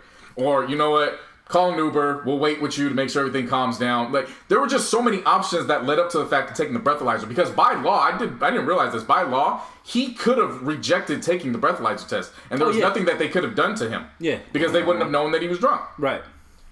So, but again, he's not there.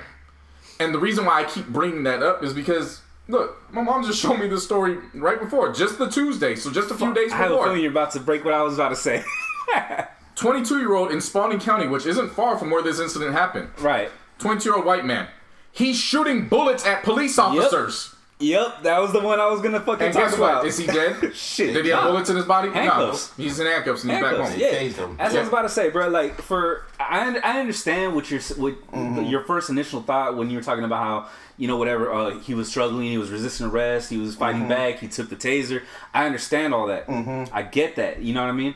But where it shifts gears pretty much is where, basically, bro, like, they literally could have done 5 million other different things and shoot the guy in his back, bro. Yeah, they could, but like it was it was just that one officer that did it, and it was just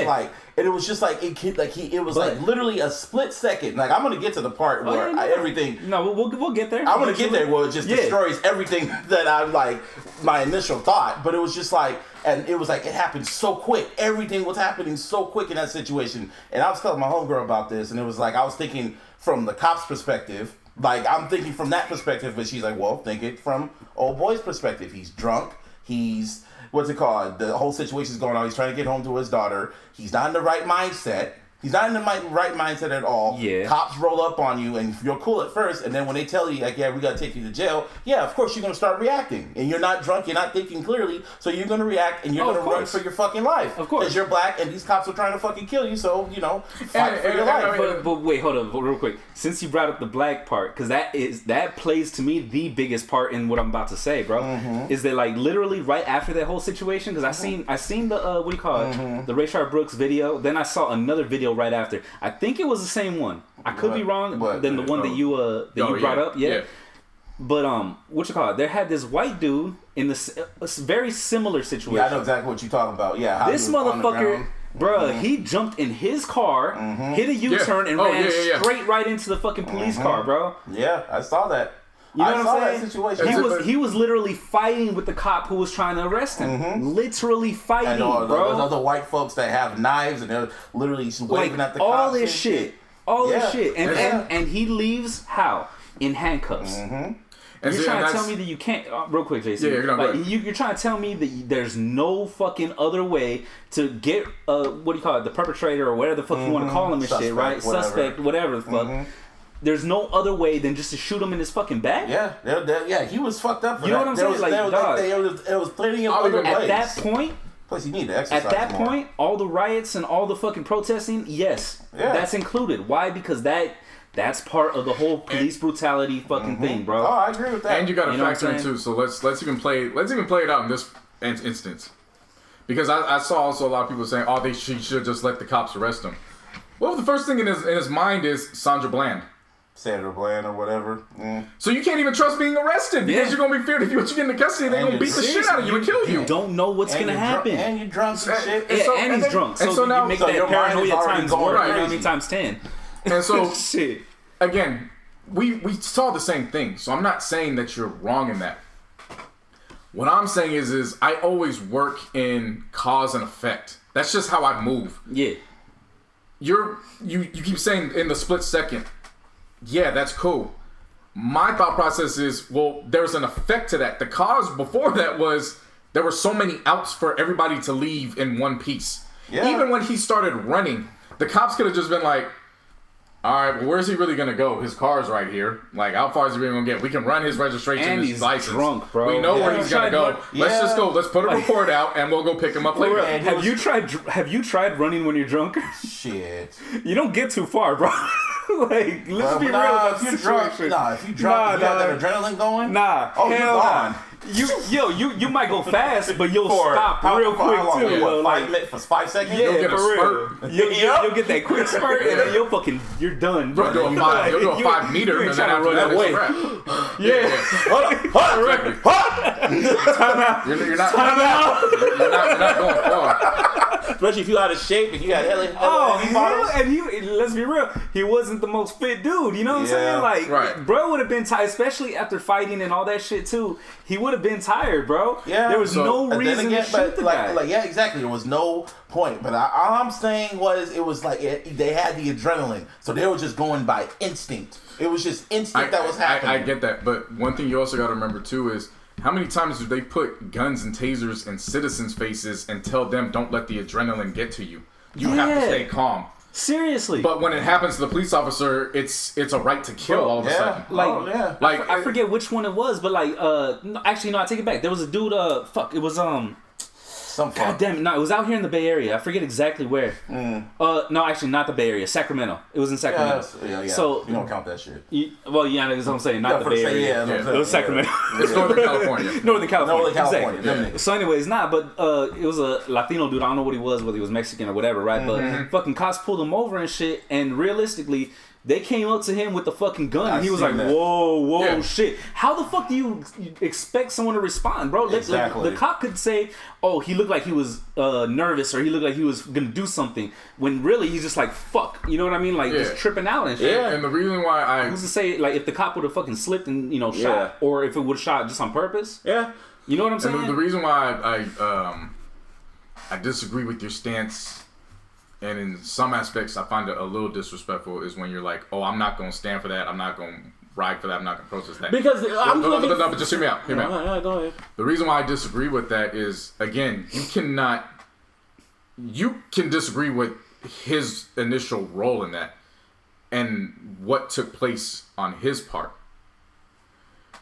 But at the end of the day, you can still be upset about it to the point where you're standing for the cause if we are still systematically being treated differently when we're apprehended to bullets in the back versus somebody else who's not black shooting bullets at the cops. Fucking running into their police running squad into car. you know what I'm saying? You can still say, you know what, rest in peace, fam could have handled that. But you can still say that while at the same time still standing for that. That's still injustice. Yeah. At the end of the day, it wasn't justified for him dying. He did not deserve to die. I understand that. Like, maybe when doing the whole tweeting shit, because I was reacting, should have worded it better, because I honestly feel, oh boy, could have handled that so much. But on both ends, everyone could have handled that so much better, and we wouldn't be in the situation right now. It was just like, to me, it was just like, I'm not marching, because it was just like, dude, like, why in my mind, again, it was like, why the fuck did you do that? But then again, that kills all that shit. All that shit is just dead now. It's dead. And my whole opinion about it is dead. And it's like, fuck these cops now. Because now, this past Monday, it's not even Monday, it's fucking Thursday. This is Wednesday. Duh. Yeah, Atlanta, leading up to that, Atlanta just said, yeah, fuck all that. You fired. And the mayor wasn't having any of this shit. Yeah, she's like, we just got done with this shit. Yeah, because I understand what I'm saying. I'm not here to say you're wrong. I get it. I understand. Yeah, I get it. That's not what I'm trying to do. But what I'm trying to say is I'm trying to remove my emotions out of it and just give you the facts, because what you're saying is and I gave you the facts. I get it. But you gotta listen at it from this standpoint. If it was just that split moment, the mayor wouldn't have fired him. That's where I'm getting at. You keep saying, well, yeah, both sides, it was that. At some point, you got to realize somebody's sober and somebody's not sober. So the sober one, unfortunately, you got to be the bigger person. Oh, by the way, we pay you with our fucking tax money to abide and handle this shit in a more civilized fashion. Right. So you should actually be the bigger person and try to get this done in a more civilized way. Yeah. If that were the case, he wouldn't have been fired. The mayor wouldn't have been out there. The police chief wouldn't have just resigned and left. There's just so many facts that go into play where it's just like, I understand what you're saying. In this instance, it's like, it's a bang-bang situation. But there's so many domino effects leading that show that even the people in those positions are saying, no, this wasn't that. It could have been handled in a better situation. Right. That's just where I'm getting at. Yeah. And on top of that, when you think about it too, if your stance is, well, I'm not going to ride for that because he was in the wrong, we got to remember, Rodney King was technically in the wrong. Yeah, when that shit happened, he was them cops were inebriated. jumping his ass like that shit was slow. This cop shot his ass. I know he shot his ass, but what led up to it, it was what everything leading up to it. It was just but like JC said, I mean, Rodney King was in the wrong. This dude was in the wrong. No, it still doesn't. Rodney King got jumped, and we all wrote. You know what I'm saying? That one, it was like when the cops were like all circling around him shot. like the fucking shield and just beating his ass. It was just like, what the fuck, bro? This one was just like, bam, bam, bam, you're dead. It was just so quick, and it was just like, this is like to me at that point, it was different than the whole George Floyd shit and the Mike Brown. It was just like almost like it was like a conversation needed to be had about that one instant moment. Like, I call it God's sense of humor. I'm like, okay, I think that's a little insensitive to say that. Oh, to me, in my opinion, because it was just like, to me, it was just this was different than anything. I get that, but I want to say that because if you ask his now 8-year-old daughter, this isn't God's sense of humor. She's without a father. Oh yeah, exactly. Yeah, when I say it's God's sense of humor, I always say he's a comedian performing in front of a crowd that's too scared to laugh, because this whole situation is like, whew. I'm just saying. No, I'm not even. I'm reacting to you. I'm reacting to one of the comments that I seen. What did it say? Said Buzzy sounding like Uncle Ruckus right about now. Oh, yeah. Powerful nigga. But like I said, at that point, I was just like, at that point, I was like, all right, whatever. So then, again, this past Wednesday, all of a sudden, like I said, all this shit's dead. This past Wednesday, they dropped charges on old boy. Yeah, Garrett Rolfe fired his ass. Garrett Rolfe is the officer. He has now officially been charged with 11 counts, 2 of which are felony murder and aggravated assault with a deadly weapon. They dropped a book on him. It's gotten so much so to the point where his former partner with him, I'm saying former now because all this is because he's gone. His former partner, Devin Bronson, is crossing the blue line. Yeah, he will now be cooperating as a witness, and he'll be giving testimony. Yeah, testifying against him. Really? And then his partner is testifying against him. Yeah. On behalf of that's why Rayshard Brooks. So yeah, good cop, one of the real ones.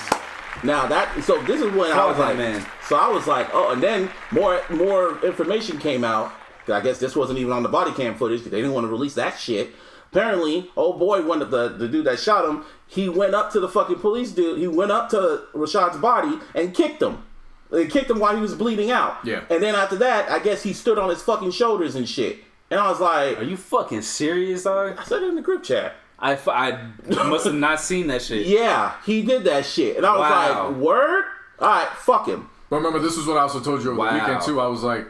And then more information. I said this could be a situation where you're probably looking at this from a standalone, and we always say karma's gonna get you. What happens if it comes out that he's been doing some fraudulent shit all throughout the past, and lo and behold, in 2015, he has some shit on his record. Wow. Yeah, he had some shit in 2015. He did some old funky shit. To me, I mean, you go outside of seeing just a human being being murdered as the most disgusting thing you've seen. Stand on his shoulders is definitely something that's just like over the top. To me, outside of the physical, the most disgusting part about it was, I believe it was the police chief that actually just retired. He's on tape going to the officer and saying, "Are you okay? Because right now, making sure you're okay is my main priority." Yeah, is your family okay? Is that what okay? What the fuck are you talking about? He just shot somebody twice and killed him. What the fuck? On camera. All this is starting to, come out now and be public.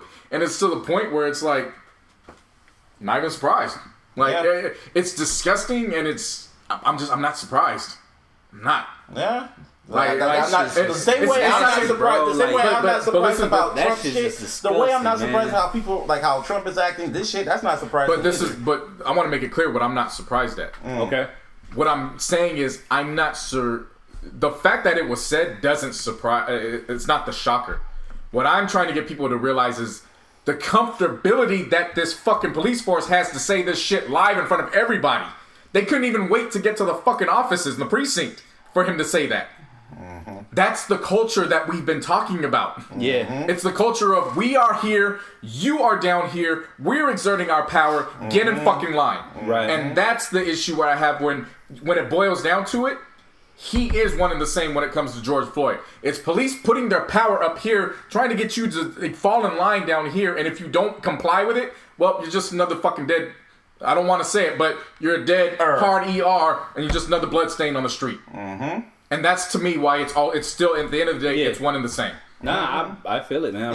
When that part came out, I'm like, really? Really? You got to stand on the nigga's shoulders on some Mark Henry shit? Like, that's what I do! Like, really? I was like, all right, yeah, throw the fucking book at him. Now, gotta pray for that good cop, because he pretty much crossed the lines. He basically became a citizen. And he's if you look going against the code of silence. Yeah, and now what was his name? Devin Bronson. Protect Devin Bronson at all costs. In Atlanta, if y'all listen in Atlanta, like for real. Because that's if some he real crossed shit. the line, because as of right now, before we recorded, news just got out that the Atlanta PD is in their fucking feelings. And they don't want to show up to work, and they just want the city to burn. Now, watching Atlanta, out. Seriously, cleanse the whole fucking department. Yeah, like what we've been saying. Start from defund scratch. the fucking police, so that way you can start cleansing the shit out. Because apparently, from scratch. Because apparently, this whole saying of it's just a couple bad apples. How many fucking bad apples is it gonna take for you to realize you gotta cleanse the whole fucking thing? Like pretty much cut the whole tree down. How about that? Because the roots are rotten. Yeah. You know what I mean? You would never say, if you had weeds in your fucking garden. Wait, hold on, time out. What kind of weeds are we talking about? The weeds that kill your flowers. Nah, if you had weeds in your fucking garden, you would never say, it's just a couple bad weeds. We'll just maneuver through it, and we're only going to cut the bad. No, you're cutting the whole fucking root up. Yeah. You're uprooting that for shit. Real, for sure. This is not something that is separate. It's all connected in the fact that police are on the streets. There's a reason why they call it the beat. That's not by accident. Shit. Yeah. Okay? There's a reason why they're not... People are so confused. It's like, we're putting a camera on them so they should stop, beating everybody. No, they are showing you this is what the fuck it is. You're going to get in line with us because we run these streets. Yeah. There's a reason why they're the biggest gang in America. It's almost like it's fucking the jail community kind of. You know what I'm saying? Where you got the wardens and shit, and if you don't fall in line, they fucking take action. Exactly. And same fucking shit. It bro. goes back to how our ideologies were when it came to Meek Mill, where it was, oh man, well you're breaking the rules of your parole or probation. So what do you expect? You're gonna go back. Yeah. Us not realize because we've been so ingrained from youth because we are disproportionate when it comes to going against just finding justice for ourselves. We're always gonna be racially profiled. And we're gonna always receive injustice on that end. Right. We are so used to that it comes down to. We're looking at Meek like, well, why the fuck are you fucking up with your probation? Not realizing that we should be looking at, why the fuck is it in his probation that he can't ride a bike? How is that? Yeah, what does that have to do with anything? Especially with that judge. Seriously. But again, they were literally fucking with them, and we didn't realize it at first. The point I'm making with that is, we were going after the effect, not the cause. Yeah. That's the root of all this. It's the cause. That's why I focus so much on the cause. What leads up to the fact of the effect, because it can't just be I'm pinpointing the effect. There's got to be something that leads up to that shit. Yeah. The cause in all this was the fact that, again, it wasn't about making sure he was getting home safely. It was about asserting themselves as we are the law. Get in line. On some Judge Dredd shit. Yeah. Shit. Mm-hmm. And that's what it all comes down to. So as far as I'm concerned, the police want to go out and all that shit. Cool. Let that motherfucker burn. Let the police burn it until you cleanse it. Let the police department burn. That's pretty much how it comes down. Yeah. Maybe Atlanta would be a bit safer. Yeah, since you want to walk out, well, you ain't gonna need this building. Light it up. Let that shit burn. Yeah. And watch Atlanta be peaceful. But y'all need to stay inside and put your fucking mask on. That's just how I this is just how I feel about all this situation. Like I gotta put a reminder out. Like I'm no justice, no peace. Like I'm fed the fuck up with the shit. Like I'm tired of seeing brothers and sisters they don't get the benefit of the doubt. But every white person gets 5 lifetimes of benefit of the doubt when they're doing the same shit. Yeah. There was an article that came out. Or worse. Yeah, there was an article that came out that I saw on social media. I forgot where I saw it. But there was a judge, and he had 2 cases that were pretty near and identical. Yeah, I know exactly. There was a white kid and a black kid. And they had they were robberies. Mm-hmm. The one kid got X amount of years, but he got X amount of probation. The black kid damn near got life. Yep. What the fuck? Racism. I mean, it's not far-fetched, but just like the fact that it actually happened in that sense, you know what I mean? Right. Like, dude, the fuck? It's pretty much like white folks are just getting cute now. Like, if you go off this damn, well, do you want to go to the next subject? Like, but the hangings and shit now? You want to go to that? I mean, before we it's all kind of bad. It's kind of fucked up right now. I mean, this world's fucked up at the moment. More. I want to. Ken Bob, I'm stoned too. What's up, man? Yeah. I do want to shout out San Francisco. Our politicians, I want to give them a round of applause. Yup. Our politicians, they're no longer sending police out to non-criminal situations. Yep. That's long overdue. Nah, serious. If it does not require you to pull your gun out, you shouldn't be going there. That's what 311 was for. That's why they made that fucking line. Yeah. Not 911's for emergency. 311 is for little shit.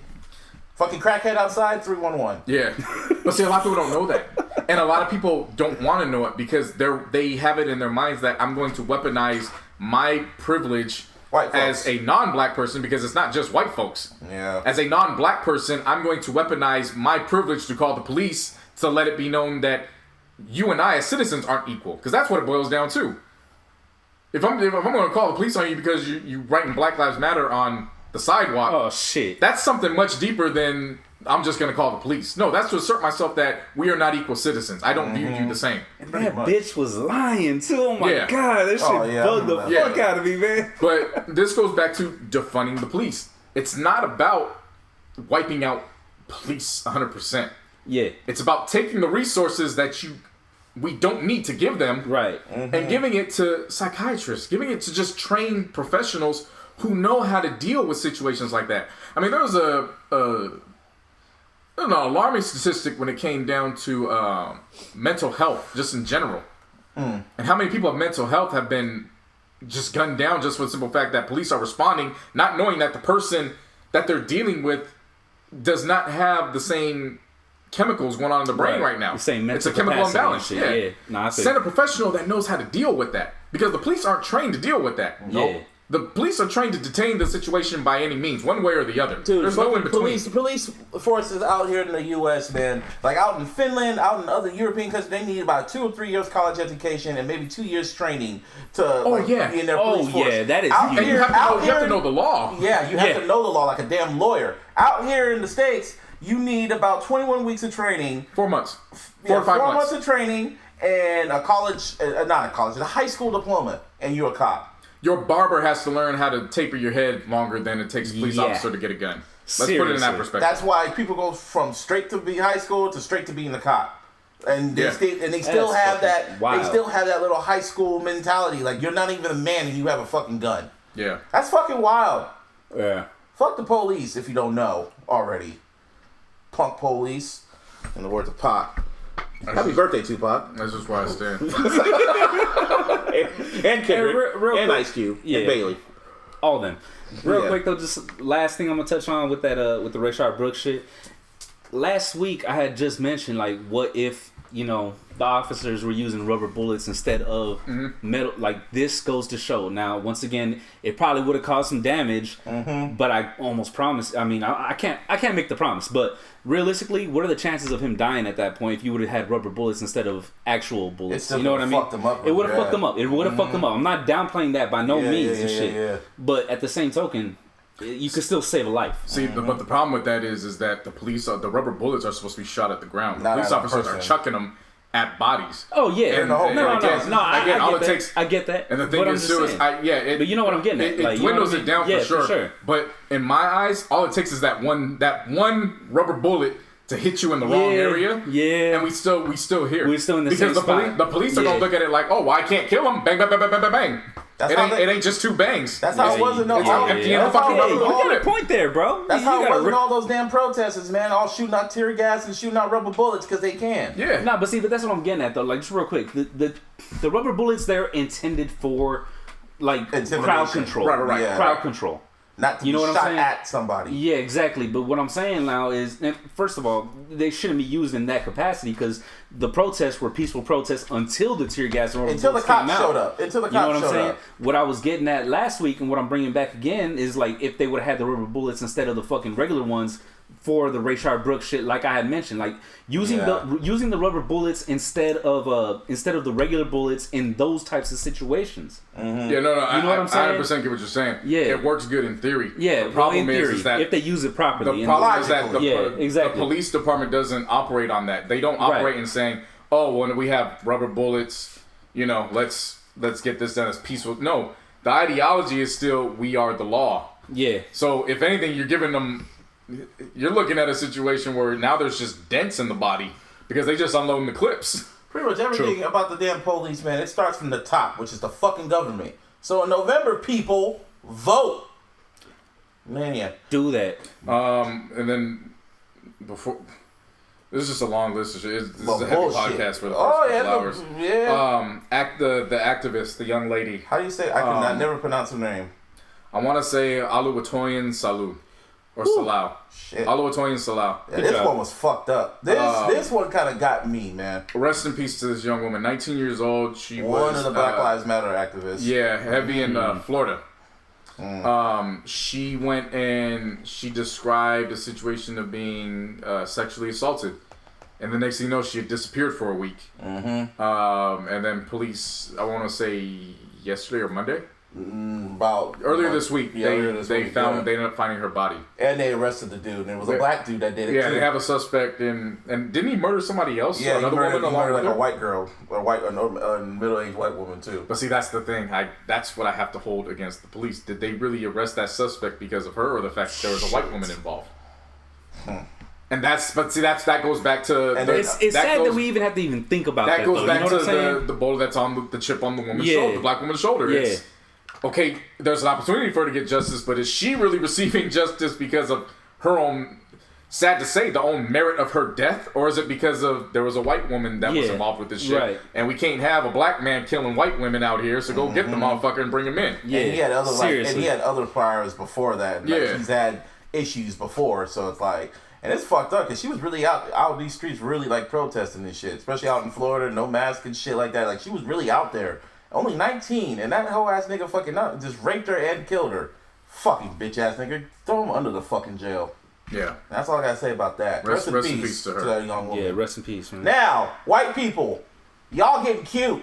Like, y'all getting very, very, very, very, very, very cute. Y'all motherfuckers think this is the fucking 30s now.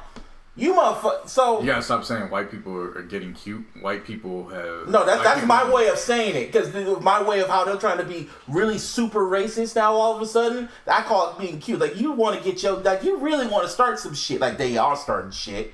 But anyway, yeah. So this past week, and I mean in the past few days, this kind of pissed me off. It has pissed me off. 6 people of color have been hung in different lynched. Yeah, they've been lynched. Like about 2 black people out here in Cali. Robert Fuller, who was 24, was found in Palmdale. And then the other dude was in Victorville. And then Malcolm Harsh, I think, who was 38, was... The situation in Victorville, if I read it right, wasn't even new. That's actually been weeks. Yeah. He was up there for... I think it was... No, he wasn't up there. Oh, okay. I think it happened at the end of May. I don't even think it happened this month. I think it happened... If I read it correctly. I think so. I misread it. Yeah. Forgive me. No, you're right. That one took place at the end of May when all this was... It got lost in the shuffle, basically. Because of the virus. Okay. And then not because of the virus. I thought you were saying that because of the George Floyd situation. Okay, yeah. Because that was at the forefront. I thought you were saying he was up there. With the protests, it got lost in the shuffle. Had we known about that when we were really burning shit up, oh my God, it would have been a different story. And then there was another one in Manhattan. That was 3. There was 3, and then there was 2. There's like 3 more going on too. There's like 6 altogether. No, I'm trying to count where the other one was in Manhattan. 2 of them were in Houston. One was another dude, and then one was a young boy that was hung. And then there was one in South Africa, a young pregnant black woman. Yeah. And all of them were ruled suicide. And I'm like, so you trying to tell me all black men and women, and it was a Hispanic dude that got hung too. All black men, like people of color, just said, you know what, I'm gonna kill myself on a tree in front of City Hall and shit. Y'all motherfuckers getting cute. Like, you getting real cute. Like, you're trying to start some shit now. Like, all seriously. I'm gonna say is this: keep playing with us, boy.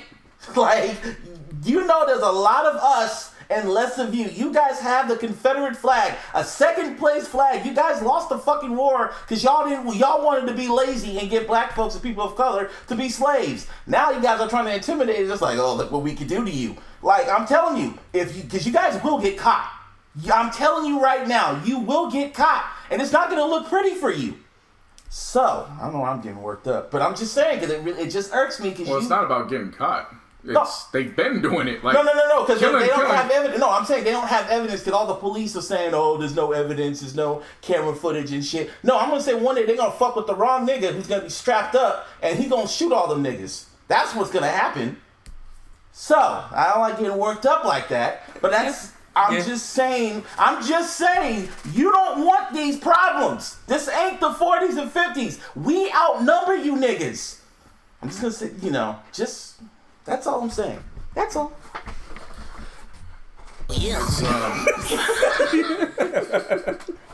Yeah. Had to. You just. That's all I'm saying on that. You just live in a society again where this is why I don't pit that only happens in the South.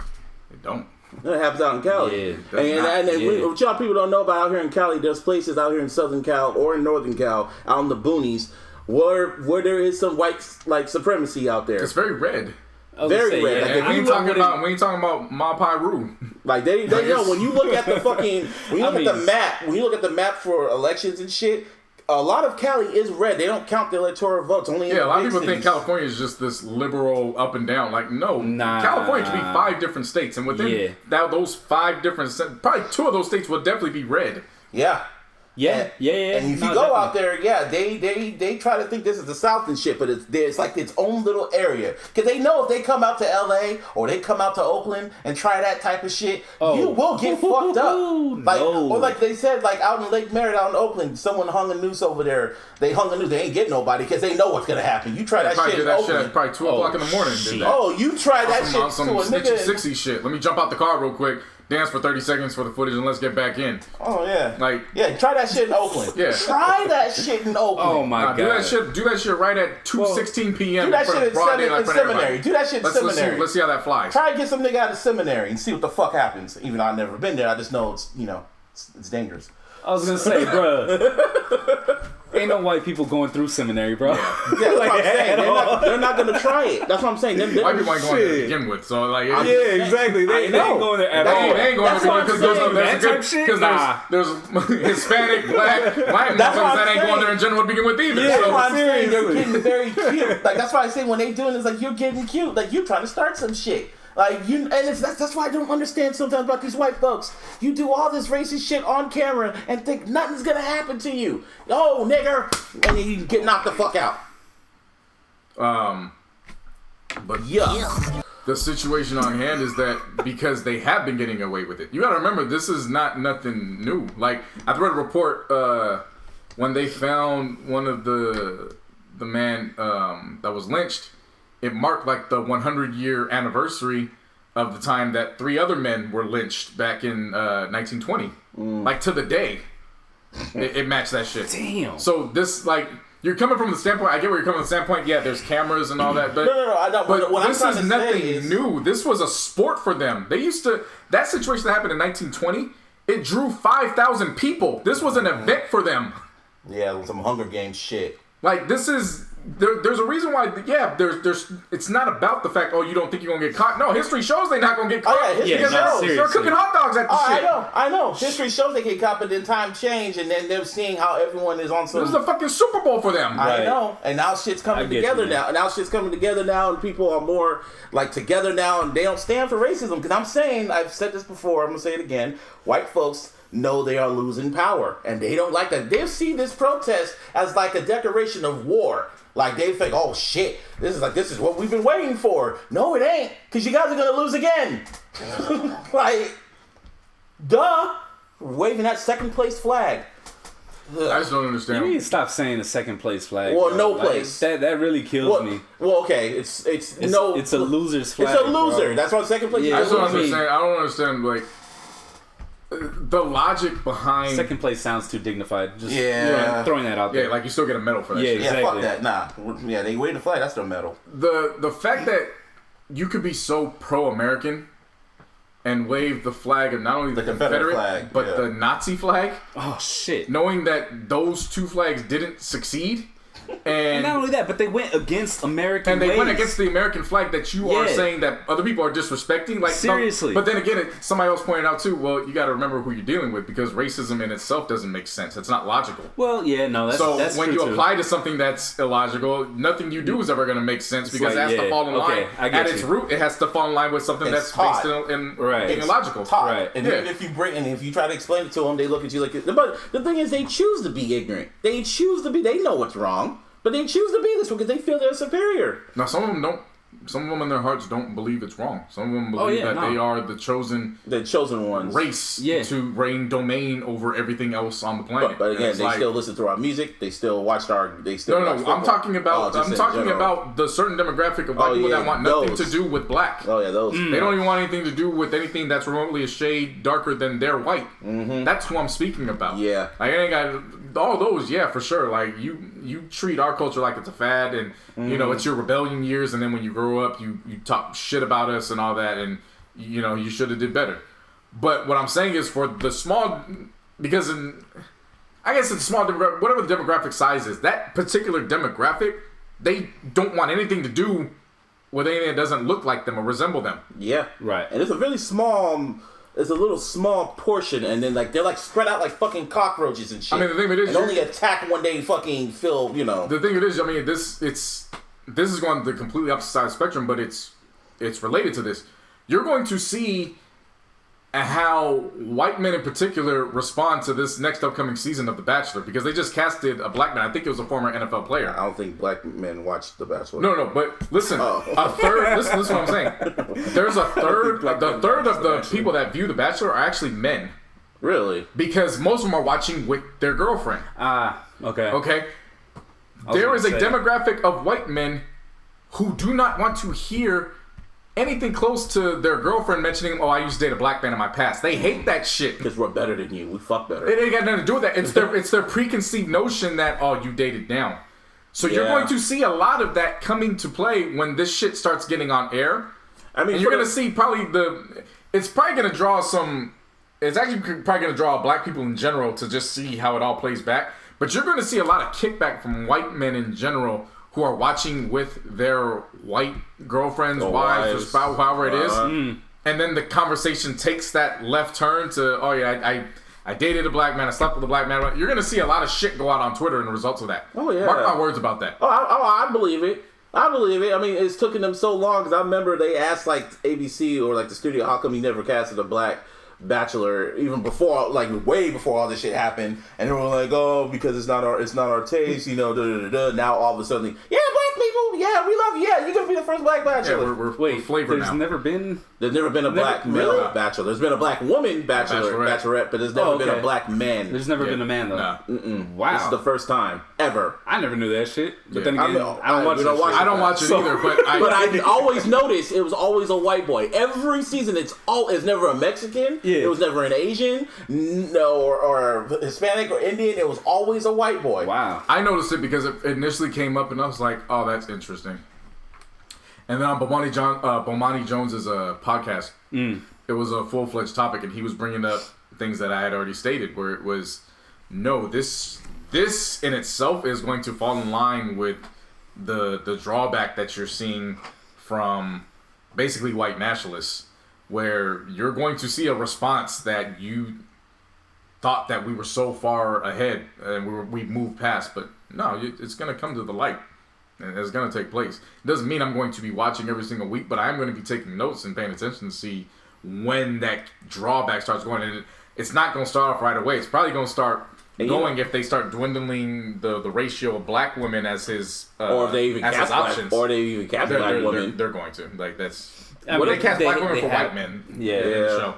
Yeah. But what if at this point, it's the ratio. But that's what I'm saying. If it goes in the same pattern and they start dwindling and it's more and more white, you're going to start seeing that. Oh, black folks. Because that was. Oh, yeah. I get it's just going to come. For fuckery's sake, I want him just to choose the white girl just to see everything burn. Okay, that's a boo. Yeah. At least you recognize it yourself. I'll give you credit for that. Yeah. Hey, I just checked myself. Yeah, I was like, you have to. That was a brick. That was known. That was a brick. That was a brick. I admit that one. Nah, that wasn't a brick. That was an airball layup. That was air. Yeah. Shut up. That was an airball layup. We lost game 3. Like, thanks a lot, man. Appreciate it. Yeah. I give myself a ding. But moving forward, to end this out before we get into some lighter stuff, the Breonna Taylor incident report came out. It was blank. It looked exactly like I thought it was going to look. Looked like a blank check. Like some bullshit. Blank. Yeah. Like, I don't understand how there could be so much like protesting. We were talking about George Floyd. I think the reason why they were taking so long to get the Breonna Taylor shit situation because it wasn't on tape. George Floyd was on tape. This situation. Ahmaud Arbery was on tape. Ahmaud Arbery was on tape. The situation in Atlanta, that was on tape. Rayshard Brooks was on tape. This wasn't on tape. Yeah, so it's basically their word against us. Against the boyfriend and Breonna Taylor, who was no longer here. And fucking, what's it called? And it got to the point where now Beyonce even spoke out and said, yeah, you need to bring these cops in. And, you know. Well, yeah, because did you hear about her mom? I think it was an interview that she did. Did you hear that account? Wait. Fucking horrifying. What? She was in the precinct being questioned about the situation. Right. And she's like, okay, so, and I always forget the boyfriend's name. I hate that I do that because he plays like an he's just as important as Breonna Taylor. I don't want to say it's Breonna Taylor's boyfriend. She asked, okay, well, where's he at? And he's like, oh, he's just around. He's being questioned. No, and damn good well, he's been in cuffs the entire time. She's like, okay, and then he goes, so I want to ask, like, was he violent towards her? Like, were there kind of these outbursts where, and she's like, what are you talking about? Because they were trying to paint a narrative that he is responsible for all this shit. What? They were shooting at him, and she got caught.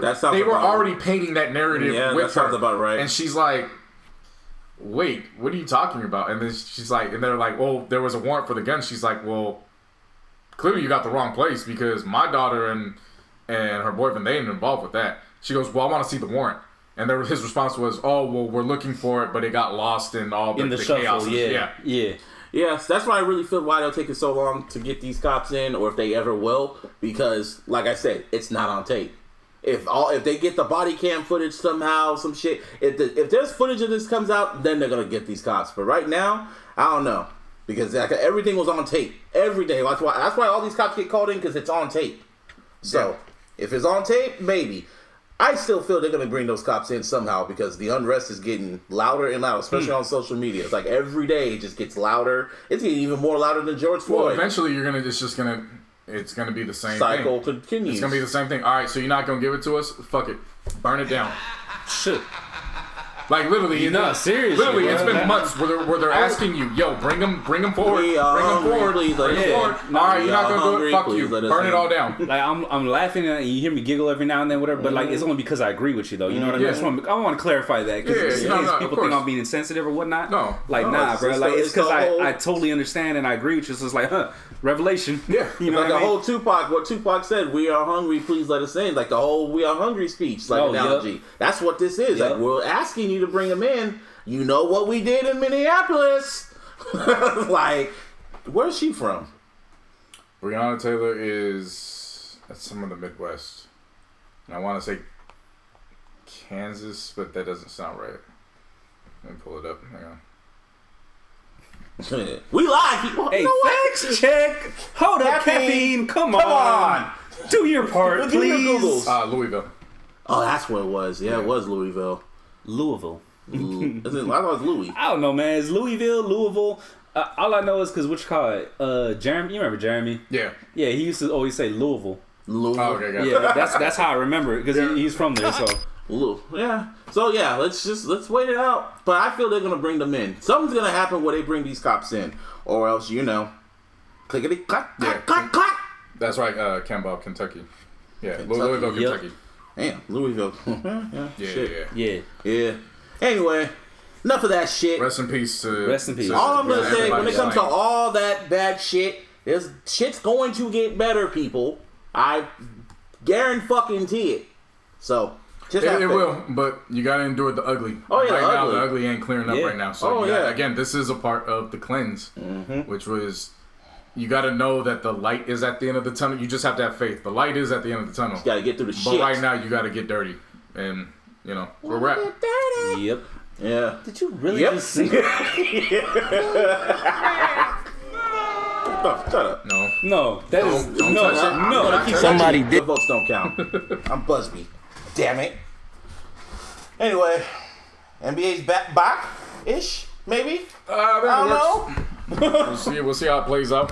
Of course, when we last were on air, the blueprint had been laid out. What was it, July 31st was the start, all that jazz. And then the players started speaking up and was like, No. we got some issues with this shit. Well, honestly, if y'all don't, of course y'all live on a rock or staying in place, fucking Shelter in place. Shelter in place, Florida. They decided to open up everything. Phase 1, open up the clubs. Yeah, just open everything. That's phase 1. Fuck it. Yeah. Fuck it. There's only one phase. Open everything. Yeah. Fuck it. Fuck it. That's it. That's in the law too. You know what I mean? It's open everything. Fuck it. Yep. And yeah, their cases are skyrocketing. I mean, Who would have thought? Arizona. oh yeah, it's Arizona, Florida, Georgia, Nevada. Texas. We're going to And get into Texas. Texas in a minute. 'Cause Oh, man. Once we get out the NBA, we're going to have to talk what's going on in the NFL. Texas for sure. Basically, all those southern states All the red states. that don't believe in this. And that's not to diminish what's going on here in California. I mean, California... Huntington Beach, Orange we're a County. big-ass state, so Yeah. that's going to take Yeah, place. yeah, for But sure. all of those states where it was, we're going to lock down for 2 weeks and then we're just going to open up. Yeah, no, they're spiking. Motherfuckers are going to class. I saw this one report of this like, what's it called? Group of friends, 15 friends of a group of 15 of friends went out clubbing in Florida, and now all 15 of them have the fucking virus. You don't fucking say. Yeah, no, there's Damn. yeah. I mean, it's like, what did you think was going to happen? Hey man, well you know what I will say though. I mean, for as much as you don't like Trump, Whole ass. yeah, well whatever you want to call him, he made a perfect statement. If we stop, Oh yeah. if we stop making the If tests, we stop doing the tests, there won't be any more new cases. Broken clock is right twice. No, it ain't boo. How's Broken that? clock I is don't right give, twice. I don't give him no fucking credit. None. Okay, you can't just push the buttons There's off no, I don't free will. give Ho ass. There's one rule. I don't give him no credit. Okay, Ho well, ass gets clearly no this credit. is sarcasm. I know sarcasm. Yeah, Even with for real. sarcasm. Come fuck on, him. bro. Like, yeah. Even with sarcasm, fuck him. Well, that's the point of sarcasm. We're making fun of them. So I you're get taking it. away our analogy to make fun of them, which once again, that's why we're giving them a ding. It's a special fucking ding. That's all we're saying. It's like the remedial ding. Wow. Remedial ding. Shit, that's a new one. He really is That's a new remedial. one. That's a special Come on, thing. matter of fact, that's the title. Remedial The thing. remedial ding. Stop pressing on the buttons. Just let the buttons flow. You out here just cause chaos and shit. Let it roll. We're living in chaos right now, bruh. We don't have to in here. It's a safe space. Well, this is our sanctuary. Yeah. Should I pay money for this motherfucker? For real. We all pay money. Yeah. Anyway. Bring the chaos in here. Shit. Anyway, NBA, Kyrie doesn't want to. Well, Kyrie wants So to. here, all right, so here's the deal. Kyrie was voted as the spokesperson. no, he was voted as the president or vice president of the Players Union. I think it's president. It's the Yeah, president. so which makes him the representative for the players. Right. When LeBron, Kawhi, and basically the 1% of the league went and had that Zoom meeting, they were speaking on behalf of the superstars. Yeah. And they were speaking on what they felt was for the voice of the players as a whole. It comes back that the players still have concerns, questions, so they're not necessarily gearing up saying, hey, we're not rushing to do this. I feel that Kyrie is getting a bad rap in the midst of all this really because he's simply representing the players' interests. As he Yeah. should. He got voted in a role that you're supposed to represent players' interests. Right. But because the media they basically have it out for him. Mm-hmm. Like, it's no secret. They not blame LeBron. LeBron's getting swept in 2018 on Kyrie demanding the trade to leave. Mm-hmm. Like, they hold that against him, and I'm like, All right, whatever. That makes any sense. so there's that. They had their own Zoom meeting. Players, of course, voiced their concerns. So it's put question marks at that. It put question marks at that moment. What was going to take place? One of the reasons that they did cite was they felt that social injustice was so important that bringing basketball back would be a distraction, basically. Yeah. Now, in theory, that sounds good.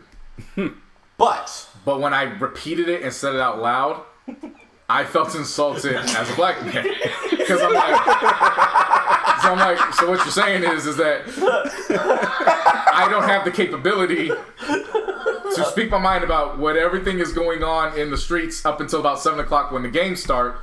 And then I just completely, I can't have duality. No. Yeah, Kyrie's like, once basketball comes back, it's all basketball, and I forget everything. It's all basketball. Yeah, that's it. We don't need. There's nothing else in life. Pretty much what Right, Kyrie's trying to that's say. Kyrie's trying to say like we don't need to give the white man money right now. Right. So in that aspect, I agree. It's just when you repeat it out loud, It's like, nigga, what kind of shit is that? Yeah. Like, What kind of shit is that? And sucker or not, nigga? What? Shut up. and their hearts are don't like. I want to make this clear. Their hearts are in the right place. Oh, Yeah. definitely. Definitely. Like basically what the main. Not even being sarcastic. Yeah. Basically what the main focal point and talking point has been. We have an opportunity. Why waste it? Why throw it away if it's spoon fed to us? Yeah. And it really is. I mean, Yeah. sports isn't on, and they can't use the narrative of, well, I don't want this in my sports. Well, guess what? You can't have it in your sports because ain't no sports to begin with. Right. So we're spoon feeding you right now. Mm-hmm. So I get that. However, I'm looking at it from the standpoint of you would have more argument if you just focused on the COVID. Yeah. Because even though they're taking all the necessary steps for the bubble, there was a report that said that the employees that work in the hotels and basically everybody around them, they could come and go from the bubble. Mm-hmm. Which doesn't make sense because if the numbers are skyrocketing and you're expecting players to stay in the bubble, you're bringing people to and from that are being exposed to the rising numbers. How does this add up? Like, are you fucking kidding me right now? So for me, that's more of an argument to focus on. But why did you? But he added like pretty much Kyrie focused on because when I saw it, my first response was like, it's not just Kyrie. Yeah. Kyrie is representing what is being said. When he said that or represented with the players, my first thought was like, yeah, I get that's cool, but if you would have said we don't feel safe because of the virus, then there would be. It's believable. Yeah. You know what I mean? It's 100%, and that's not to say that this isn't believable. Exactly. That's what I'm about to say. Not to downplay what he actually uses as his reasoning. Right. But like. But the COVID shit is a lot more understandable. It falls in line. It falls in line to you're lying when you say the other shit. Yeah, It falls in line with the, and you're gonna laugh, but this is the best analogy I can. It just falls in line when Chris Darden was talking to the judge in the OJ case, trying to have the hard ER not implemented into the court. And Johnny Cochran coming out saying that, well, are you trying to say that black people, when they hear the word, they can only focus with rage and they can't hear it in the context, like the duality, like, you know what I'm saying, like the nigga. That's where I draw that analogy to. It's like you're trying to say we can't. There's no duality about us, and it's just one way, and that's it. But as a result of this, it sparked so much outrage from people in media that are again trying to assassinate this man's character when he's just speaking on behalf of. These are realistic issues that the players are speaking. And he's bringing it up. Yeah, so much so that fucking Kendrick Perkins is going out of his way to they're putting the spotlight assassinate this man's character. And it's like, for what, fam? Like, how much is that LeBron stimulus package? Literally, because it can't be that damn good to like. He said that shit. It woke up the beef between him and KD. Yeah. Wow. The truce that they put because of Kobe's death. Yeah. No, when Kevin Durant, when Kendrick Perkins said that shit today. It got posted on the Score's Instagram page. Yeah. Kevin Durant then went on IG and commented sellout. Yeah. So they funking again. Because there is some sellout shit. Like, he's doing all this just because he wants to see LeBron get his ring. It's like, he was with the Celtics, right? Kendrick Perkins was Celtics, Thunder, and then the Cavs. And he won the ring with who? Celtics. And was he like an all-star? I've asked this before, but I want y'all to answer. Was he like an all-star? Nah. No, he was a really good defensive player. I'll say that much. 2.8 rebound defensive anchor. Yeah. Definitely a really good defensive player. I'm not going to downplay his defensive impact, anchor. You know what I mean? When you think of Kendrick Perkins, you think of enforcer. Draymond then? Yeah. Nah, because Draymond could score. I'll give him that. Okay. No, when you think of... I'm just laughing. I'm trying to think, because he's trying to talk shit like he's literally like an all-star or some shit. Like Kendrick Perkins is in line. Kendrick Perkins is from the same cloth as Dennis Rodman. I was about from to the say same Rodman. cloth, but he's not still the same. Not as good. He's not the same, but he's from that same tree. Yeah, okay. He's not gonna give you the points, but you're never gonna see his what he does in the game on paper. You have to physically watch the game. Yeah. So it's like when I'm hearing him talk shit, when he talks shit about Steph, talk shit about like everyone, not LeBron James, and he just be just on LeBron's nuts. Like, dude, like LeBron's not gonna fuck you. Like every time I see him tweet or talk or hear a talking He's a point. married man. I know. Hey man, I don't stop. That nigga's on the low. You never know. Shit. Well, that's what I'm saying. I hope not. I hope not too. Shit. It would mess up his image and a lot of branding. He probably would love it. Anyway. Wait, ooh. Ugh. Man, Hey. you just... I know. No, I was more of a yuck. That was both. Yeah. Like that was both of them. Like I was saying. Both Fuck of them. y'all. All God y'all. damn. But like I was Shooting saying. us out the game, Martine. Damn. Stop passing the ball. Anyway, like I was saying, it's just weird to me. Like I don't know what he's more obsessed with. Talking shit about Steph Curry or his obsession with LeBron. His obsession is... with defending LeBron easily. Yeah. Easily. It's not about... Because if you notice, every player that gets denounced has been on the opposite side of LeBron. Yeah. At some point. Yeah. And now he's talking hella shit about Kyrie Irving and doubling the fuck down on it. And it's like, dude, you're not one of the players no more. Like, what are you doing? This is weirdo shit. I mean, he is. How do I put it? He is of that fraternity. That's the fraternity. You know what I'm saying? Once you play in the NBA, Okay, you well, have, like when I say not one of them, but Yeah. it's just like, don't like shut the fuck up. That's pretty much how I'm looking at No, it. I mean, definitely he has to do that. Like, without a doubt. Like, at some point, bro, like, just shut up already. He's getting very We've heard dangerously you. close You're to being ridiculous. To what's Shut his up. name? To Whitlock status almost. Getting close, not there. He's not there. I wouldn't Well, he's even never not there know. because Whitlock got fired. Or, No. When I say Well, at least his Whitlock contract status, didn't get picked but up, like so. That's an air personality, horn. Yeah. I need an air horn for that. That- Whitlock's gone. He's gone, and I hope he never gets another all that show shucking back. and jiving, it didn't help. Didn't get you shit. Shit. Anyway, like I said, when I say he's not close, but it's like, come on, bro, like it's like weirdo. So like that's the first phase of Whitlock. You're kind of weird now. So I don't know what else to say about him. So what do you think the season's gonna happen? Yeah, it is because It is. So there was questions being raised about Adam Silver and his role, which I mean, I've always felt that Adam Silver just knows how to speak to people He's a in good general, commissioner. Yeah. let alone black people. Like he knows what's going on. He's not the type of commissioner where it's just like, okay, what is about the brand? Like, no, he knows who's the faces of his league. Yeah. He knows their backgrounds. Oh, yeah. So for sure. Yeah, so he knows that. So I feel like in that instance, he deserves all the benefit of the doubt because he's proven time and time again. I mean, remember his first year he became commissioner. The biggest thing about that was they had to get Donald Sterling up out of there. He didn't hesitate with that shit. No. There was no drawing Yeah, questions seriously. about, we got to That see shit what's was going gone. on. No, as soon as the shit came down, he was like, he went to He's like, the Clippers players, what y'all want to do? And we gonna back it. And you knew what they wanted to do. They threw their fucking, what was it, their warm-up jerseys in Yeah, the middle they of the fucking court. protested Yeah, like- yeah. They I knew what the remember fuck that. was They up. got Yeah, him. that shit's actually on the Quibi app. Oh, no Yeah. shit. Yeah, it's a saw little that. docuseries. Yeah, I saw Huh. that. It's on there. But yeah, Adam Silver Definitely he's deserves Silver, bro. benefit of the Silver. doubt with that. So what he has made claim is that in addition to Kyrie, Avery Bradley, of course, on the Lakers, Right. he's a part of the representation as well. Oh, okay. And they just wanted the instance for it to be like, we don't want this situation to go stale with us. We want to make sure that we have a platform that we're still bringing awareness to.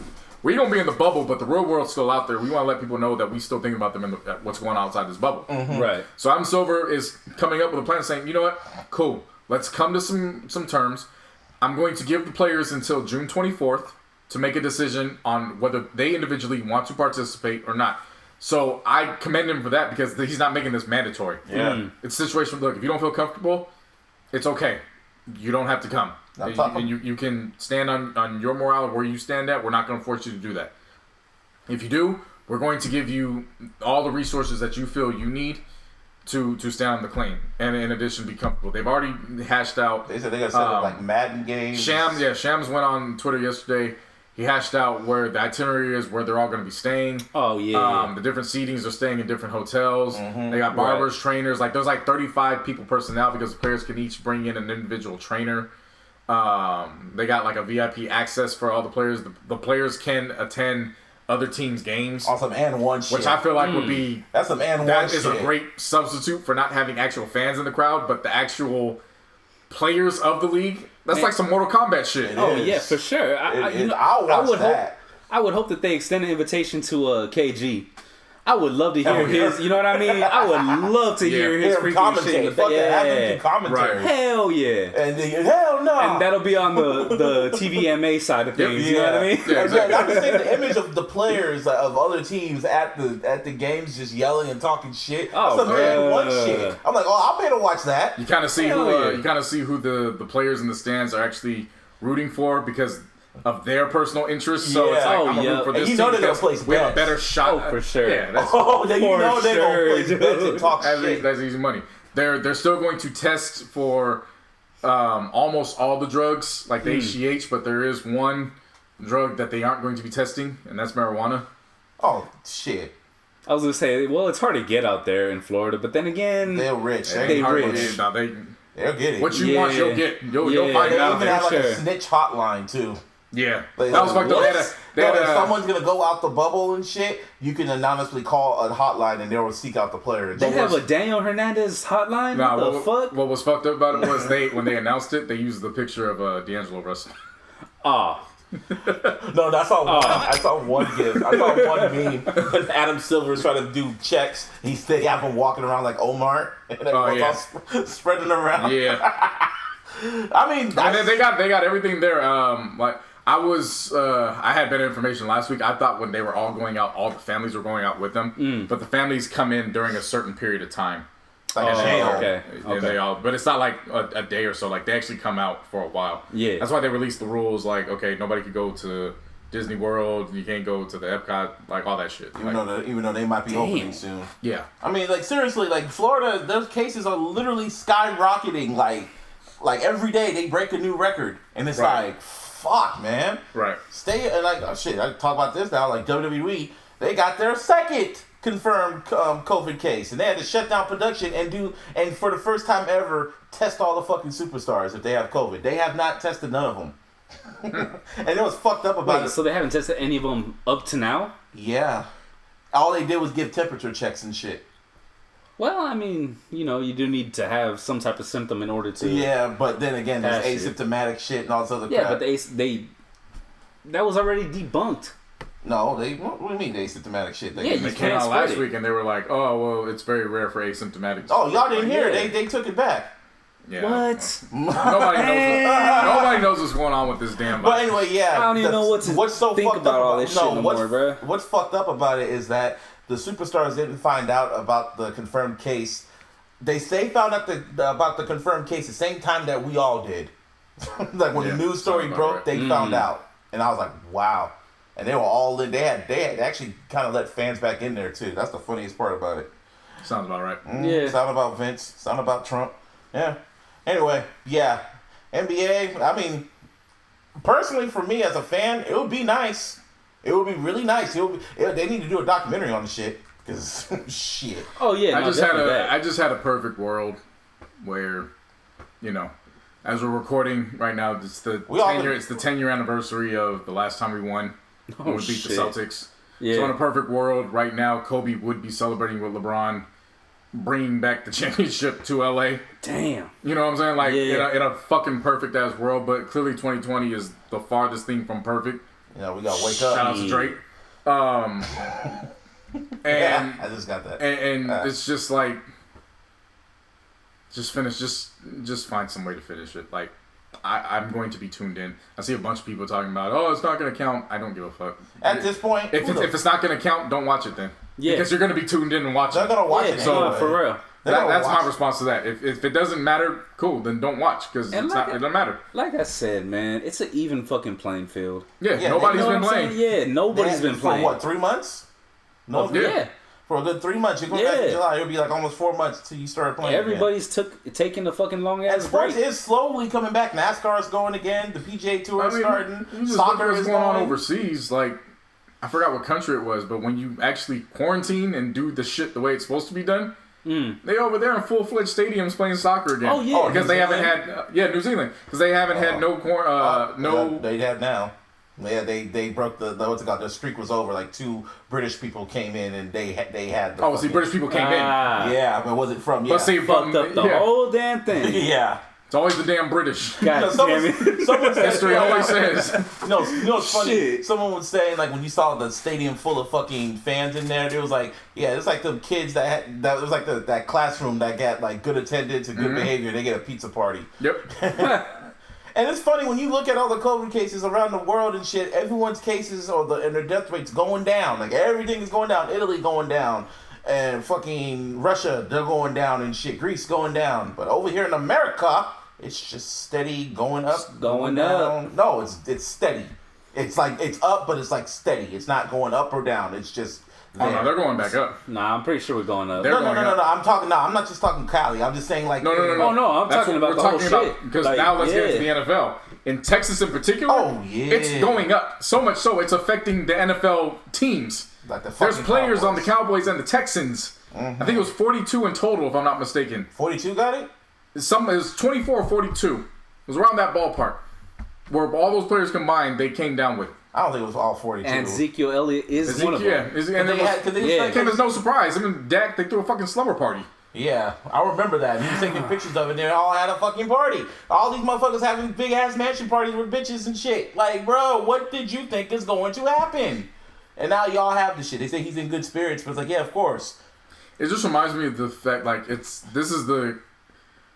is why everything that's going on with social protest and justice, it just doesn't make sense from the other side of the spectrum, which is, hey, just follow the law. The law is order, this, then the third. It's like, all right, the law is order. Why aren't you wearing masks?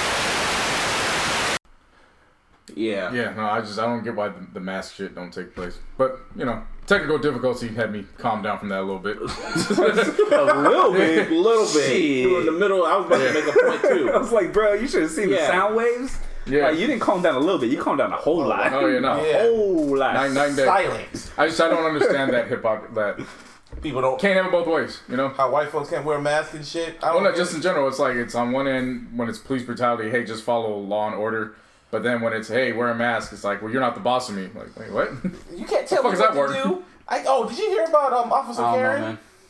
Wait, who? Who? Oh, you never heard about Officer Karen? The bitch Officer Karen? That's what we're calling her because she protested. She posted a video of herself leaving McDonald's because she didn't get her McMuffin and she was crying about it. I shit you not. Oh, there's bigger What's the things, though. fucking... Oh no, she went viral. Like, and she was a police officer, and she was mad because they didn't bring out her McMuffin on time. So this is what I be talking about. Fuck that bitch. They get mad at us protesting black bodies in the streets, but they want to protest a McMuffin. I'm saying. Like, I like, really for thought real? that she was just playing. Like, I thought this was like a parody, but she was dead but serious. I mean, bro, like, nah. Fuck that bitch. Yeah, Fuck nah. the police just on that one, but in general, fuck the police. Yeah, but you gotta hold that because when it comes to the NBA, Shit. I really hope they come back. I mean, for entertainment value, just Well, some, they like I said. I mean, they are. But It's just what's going to happen when, that second wave of COVID really picks up steam. Florida's already going through it. So it's like Yeah. they're already full stream. They're already full steam ahead. Well, I'm not even speaking about that. You got to remember, the players still got to get over there. And there's still a month in between that time taking place. Oh, shit. Stay their asses inside. So, we'll see how it all plays out. I mean, Yep. NFL. I mean, I don't know if I want to give you a round of applause or boo you. So we're just gonna stay silent. I'm a That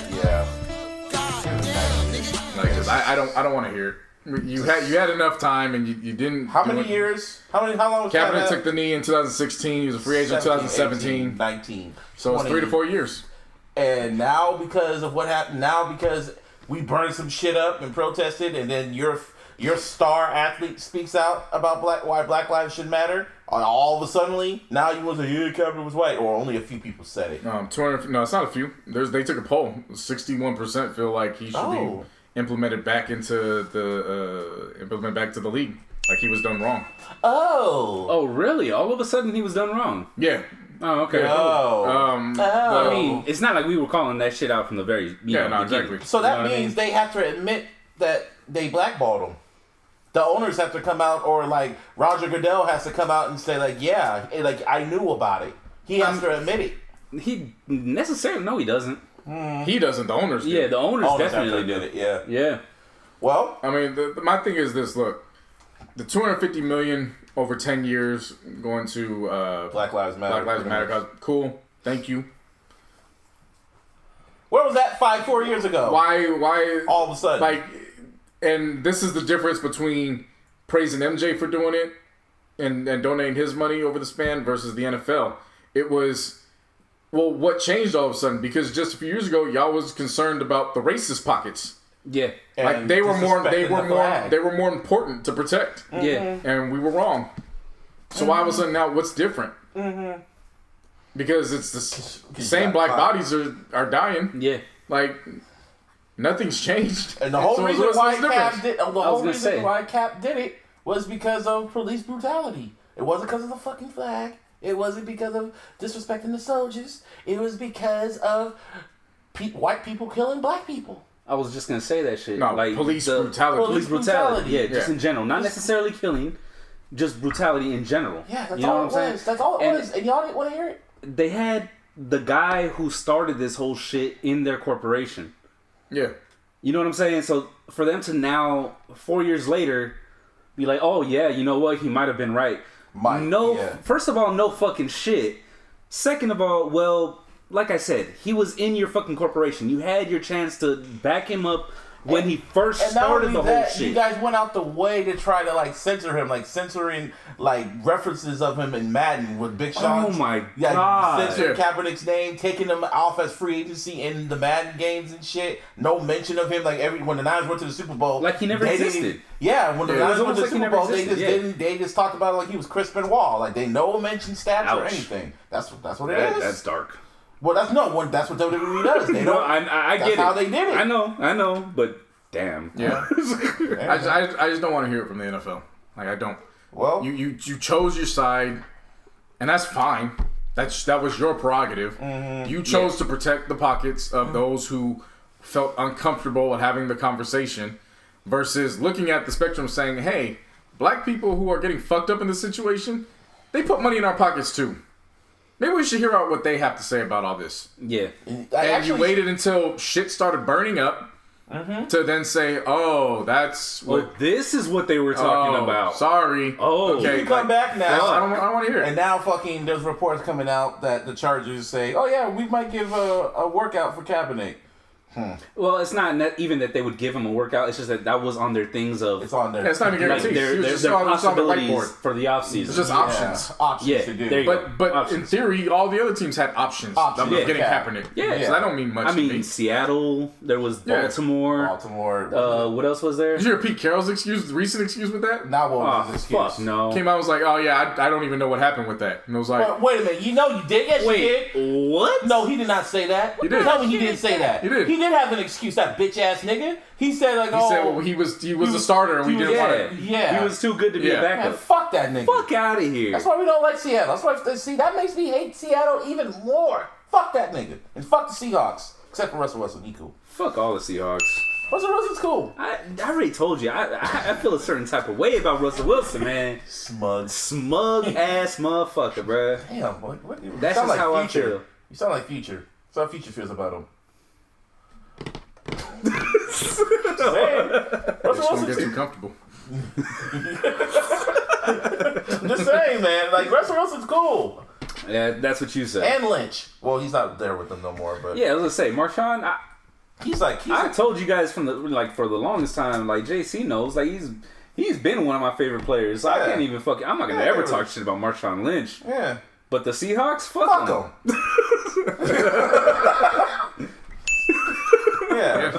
As soon as you said that to me, I was like, no, he didn't say that. No, yeah, he definitely did. Bitch ass nigga. There's a lot of stories that are turning out like that. Like, it just doesn't go with the NFL. But a lot of these college players are starting to realize their powers too. So you got the top tier players at Texas saying, these are our list of demands. You don't meet them, well, fuck you. We ain't going out there. Yep.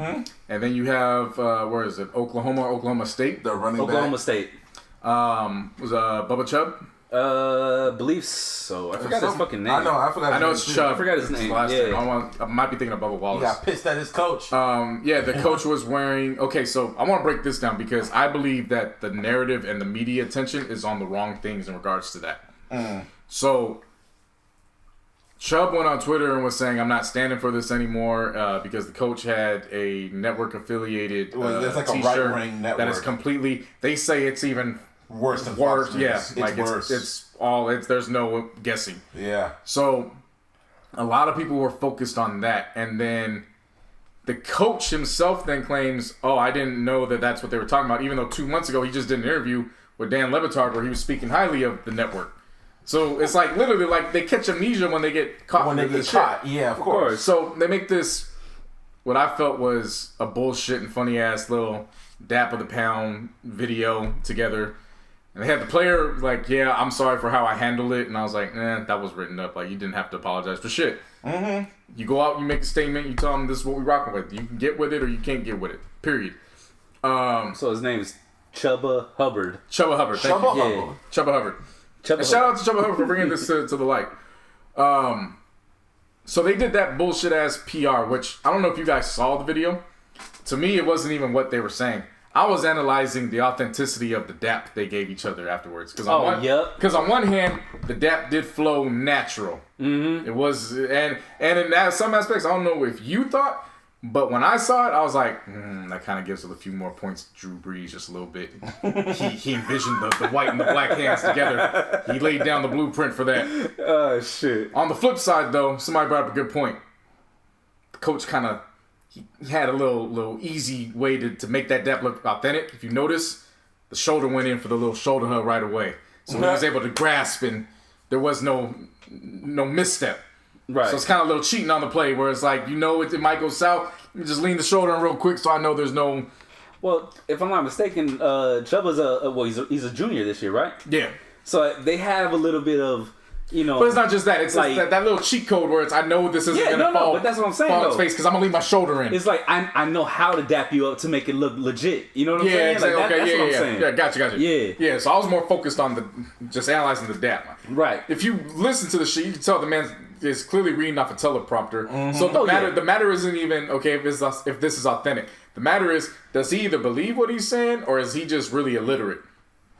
Because he can't read this shit very good. He can read a playbook. Number two, my eyes have been opened and Black Lives Matter. Well, number one, no shit, Black Lives Matter. It's the reason why you got a big ass contract. Mm-hmm. Number two, this is why I think the media is focused on the wrong shit.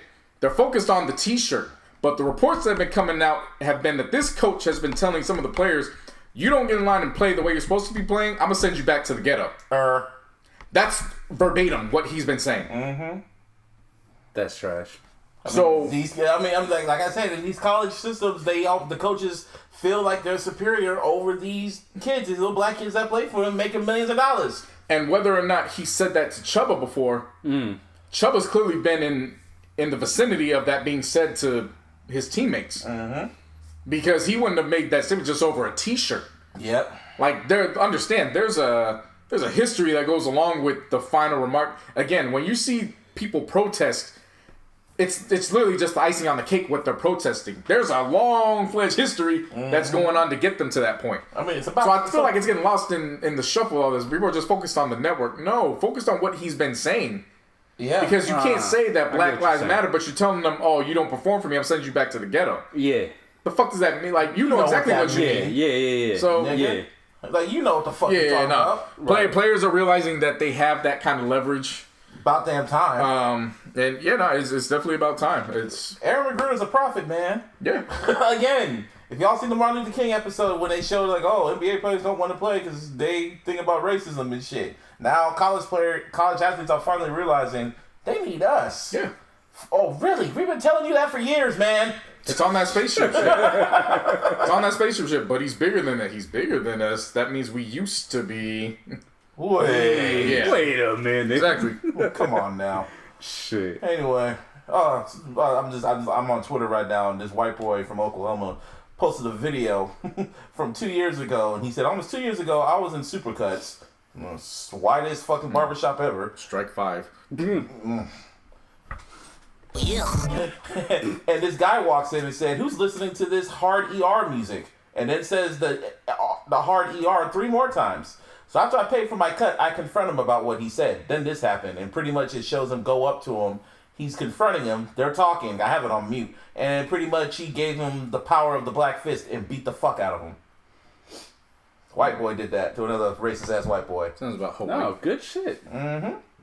Nah, man. Seriously. Good for that man. His name is Revis Hammered, Reverend Run. Not the other Run. Not, Reverend Run.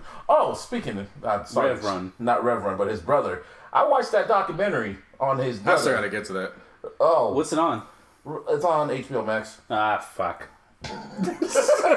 Yeah, man. See, I actually wanted to watch that shit, but Yeah. It's called On the Record. Really good documentary. But it's kind of funny because it came out, it's the timing of it. Yeah. And not only that, it's buried in HBO Max because if they played that shit on HBO, there would have been a whole different narrative going out right now about Russell Simmons. He was a nasty guy. Over 20 women came out and said he was being a little... So, yeah. Good documentary, though. You should watch it. I believe it. Yeah. They about to release, I don't know if you saw the news, but a Magic Johnson documentary. What's up with all these documentaries? No, not about that. Oh. Just a Magic Johnson documentary in general. Oh, Like shit. ESPN is I'm in. about to get... 30 for 30? I thought HBO... I don't know if it's with 30 for 30, but they're doing a documentary. I don't know if it's a documentary or a docuseries, but they're doing it on Magic. I thought HBO did one already on him. Him and Bird. I remember that. No, that was... I trust ESPN, though. HBO's good, too. Documentaries, I mean, but no, don't... that one. No, but that's about Magic and Bird. This one's about Magic. Just Magic, Yeah. period. Yeah. Okay. That one. That one. I'm not here to Me Too Magic, because that's not what I'm... He didn't do anything wrong. Yeah. But I just want to warn people that you're going to see a side of Magic if they follow true with this doc. That... You gotta brace yourself for it. Might kind of lead to that fateful announcement conversation. in 1991, the retirement announcement. Oh, yeah. You're probably going to see the steps that led to that. He's a wild boy. You gotta remember, there's an excerpt here. Johnson fancied himself not merely an entertainer, but a maestro. If you ever die and go to heaven, and you want heaven to be a Magic Johnson house party, said Frank Brakowski, a future Lakers teammate. He would have the finest girls in LA there, the absolute finest. And at midnight, you had to get busy with somebody or you had to get the fuck out. So if you were a guy, at midnight, you get as close as you could to the hottest possible women. Magic went around in the freaky, voyeuristic way. He'd check on you. He'd go through the house, the pool. He'd order people to start doing things. All you had to be was near a chick. There were guys who would yell, "Magic, she's not getting busy. She's not." Whoa. He'd run over and she'd get busy. Whoa. Celebrity is seductive in LA. Girls have this desperation about them, like moths to flame. It's sad, but when you're young and single, fame matters. Like I said, he did not do anything wrong because he did not force anybody to do anything. He said, they clearly says he would run over and then they would partake because they wouldn't want to leave. What I am saying is though is if they do this documentary the way that you don't get down to the nitty gritty, you don't see that part of those parties, and them stories gonna come out.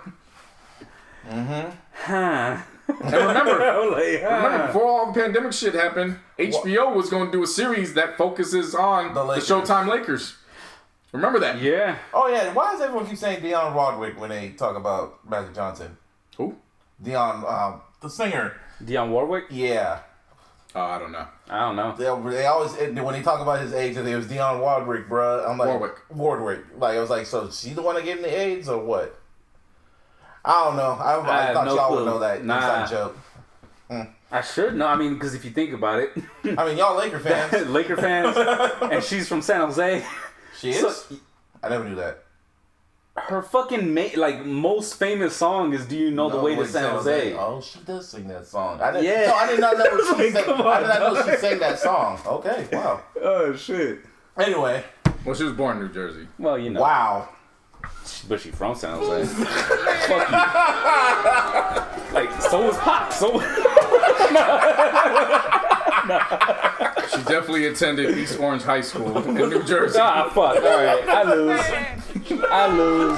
Why the fuck did she make us? Now I'm mad. Why did she make a song about San Jose? She probably met someone from San Jose. She's probably busting it open out here in San Jose. Man. Eastside, too. In the fucking orchards and shit? Because that's all it was back Evergreen then, bro. Hills, man. Evergreen Hills, bro. You know the story to San Ho. The reason why San Jose, because she was getting it in. She's definitely from New I was Jersey. like, she's from San Jose. I didn't know that. You making up shit, Martine? No, I swore, Definitely went to dog. University I'll of be honest Hartford with you. School. I swore that she was from out here, bruh. My bad. Are you thinking of Bailey?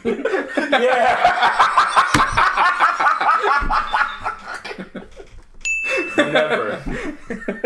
Never. That name never crosses my mind when I think, nah. Hey, man. I think you should have said, "Oh yeah, I was thinking of Bailey." No. got yourself out of I'd that. rather you guys keep talking shit than me thinking of Bailey. What's wrong with Bailey, Nah. I mean, Dionne Warwick is a goat. Bailey's a goat. Yeah, Like- she sounds like a legend, man. Yeah. Happy birthday to that woman, too. Happy birthday, but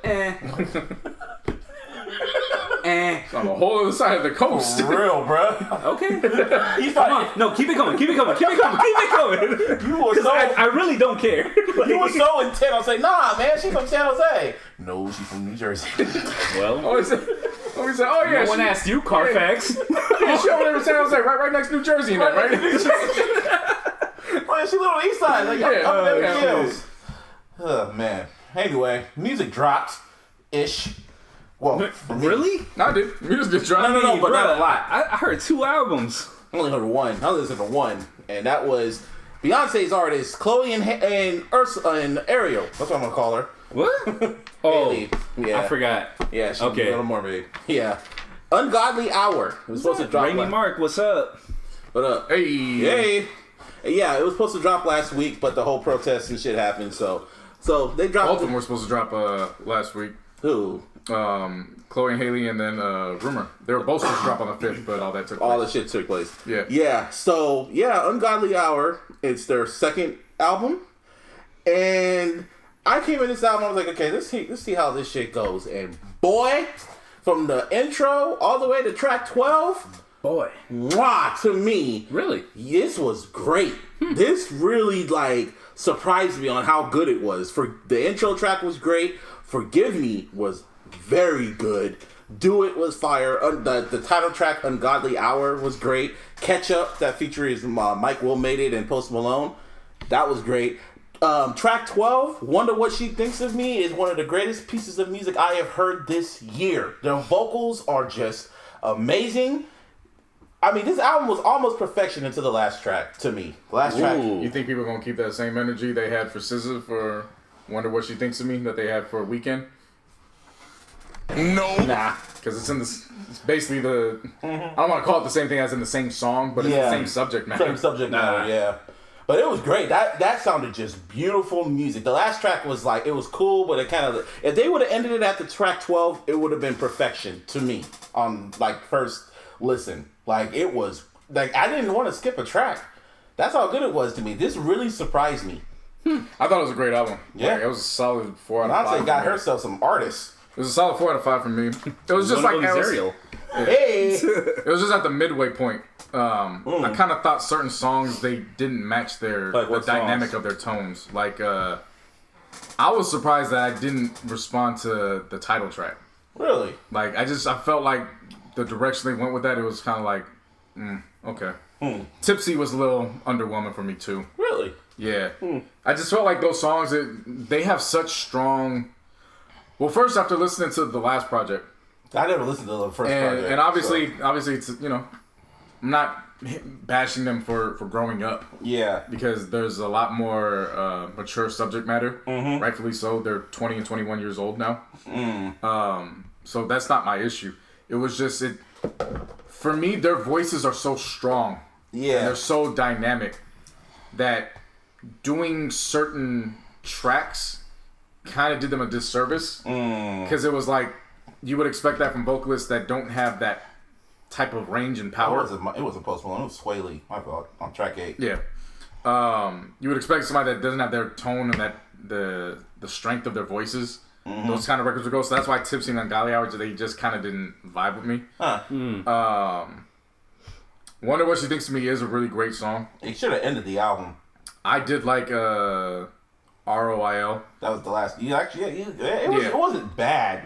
It was just it was like. See, I would have taken that over Tipsy and Ungodly Hour both. You would have put it early. No, I would have kept those. I would have kept that over those two songs. Yeah, okay, I get you. I mean, there was no. Let's put it to this: the album, in my opinion, it didn't wear out its welcome.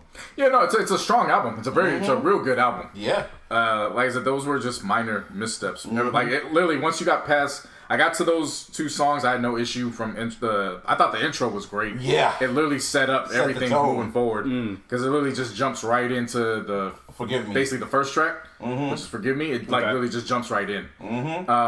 So I did like that. Like I said, Tipsy and Ungodly Hour, they were just two tracks where it was just like, all right, they're there. But as soon as it got right into Busy Boy, like it picked right back up for me. So no, it was a solid album. I like it. Yeah, Parkwood, man. That's Beyonce's shit. Took him forever, but hey.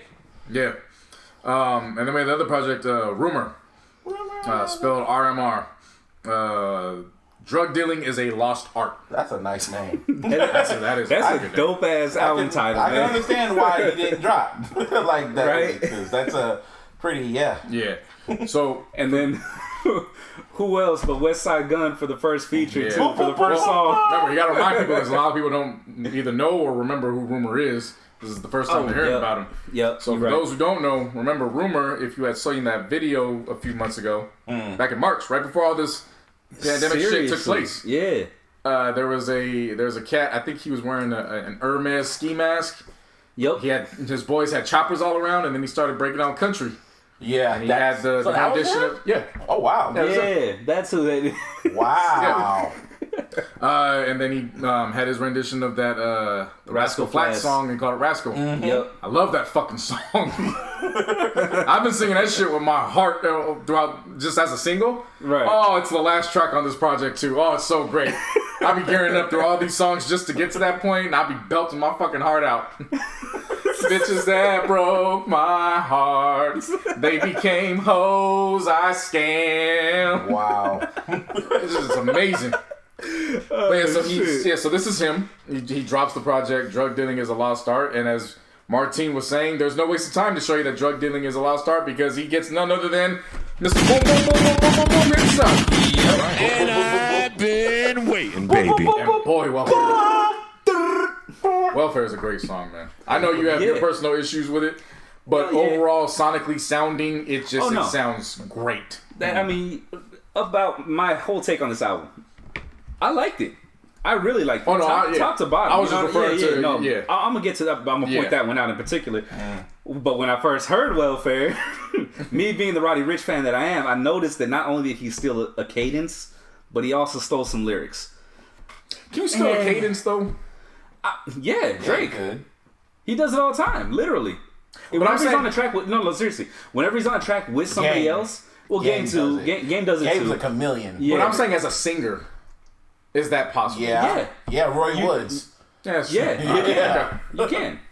Okay, that's one. But like I was saying, like those were the two things that were like when I first heard it, I was like, and then I went played it back again, and I was like, all right, this shit's actually pretty dope. I can't even hate. He stole the shit, or he used it, whatever you want to label it as. That's cool. It came out good. Can't complain. Hey, Roy Woods dropped an EP like a few weeks ago. I forgot to mention track 2 on Rumor. Wow. Remember, bro, we tried that shit in 2017, and we will not go back. No, it was actually kind of decent. He dropped the Michael shit. It was actually kind of good. I don't know. I forgot to tell y'all. He wore out his welcome for me, so I don't care. I remember that. I was like, damn. Yeah. Of course, Dealer was the second single that came out after Rascal. Great track. But Nouveau Rich, boy. Nouveau Rich is some shit that will make you want to go sell some drugs. Okay. It'll make you want to go sell some drugs and just count some money, man. Like, just live lavish. During a pandemic with the mask on. Hey, drug dealers is moving. I don't think there's an easier time for drug dealers. Mask off. Yeah. I don't think there's an easier time for drug dealers to move than during a pandemic. Yeah. Real shit. Nah, really though. Like everybody's focus is on something else. Like fighting. Yeah. And you got the fucking mask on. Can't nobody fucking see you. Yeah. I'm just saying. Yeah, I don't know what it's like to push drugs. I'm just saying. From what I hear listening to this, I have like a little idea. Inclination. Yeah, definitely. Right. I'm Not Over You was alright. Science was cool. Best Friend. They did the Dealer, the second. I guess it's a remix or just the second version. It's a remix, technically. With Future and Lil Baby. Yeah. Served its point. Mm-hmm. Yeah, definitely. Boy, when I tell you, Future fit perfectly on that shit, man. Yeah. I tell you, when I played Rascal live on the episode back in March, I was saying this is good. Like they have their own lane. Yeah. I'm telling you, man, Rascal just hits different for some reason now. Everything that's going on, fuck the boys in blue. Fuck 12, fuck 12, fuck 12. Oh, shit. It just hit different now. I forgot about that shit. Yeah, it does. Yeah. I think the line. Yeah. I fuck with Rumors Project. I like it. Like I said, I mean, my opinion, it was good. Yeah. There were certain parts that I was kind of on, but for the most part, he can sing. Dude could actually sing. Yeah, no, definitely that. He could. He has some pipes. Pause. Right. So no, I thought going into this it would be all like Rascal. Yeah. But no, he came up from Jump It. He just has a country influence. Yeah, and you could tell he has like that southern drawl too. Exactly. Yeah. But I'm saying that Nouveau Rich, that shit is. That shit different. That's just drug dealer magic. Did any of y'all listen to Snitchy 60 and Nicki shit? No, but I did listen to Too Short's The Trunk Volume 2. I like that. You know what I'm saying? I did listen to that shit right there. And Too Short, bitch. I'll be honest with you, this one was not as good as the first one. Ooh. Like, yeah, it was good. There were still some good songs on there. Like, Fuck Becky, I love that shit. Because he's saying, fuck Becky, I want, and then he mentions, like, Megan Good, Fantasia, so he don't like white beautiful girls. Black women with big lips. And ass. You know what I mean? Yeah. No, I'm saying, but more specifically, he did that on purpose. He mentioned big lips because, you know. Man, black folks got big lips. No, not even that, bro. I ain't going to that fucking aspect. That shit just feel good. Oh, yeah. I'm just saying, man. Like, it is what it is. Yes. That hit like, it is what it is, bro. Yeah. But that one was like the one on that album. And unfortunately, that's how the last one was too. The first track was the absolute best fucking song and shit. And then it just... how many tracks is it? There's two songs on there that I wish I didn't listen to. What? Off and On with Lexi Pantera. I don't know if you guys know who Lexi Pantera is. She sounds familiar. No. Yeah, nah, she made it famous or what got, notoriety off of Instagram and shit for twerking. She's a white girl.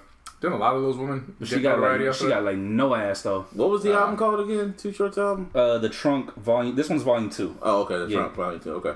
And then the other one features Chanel West Coast.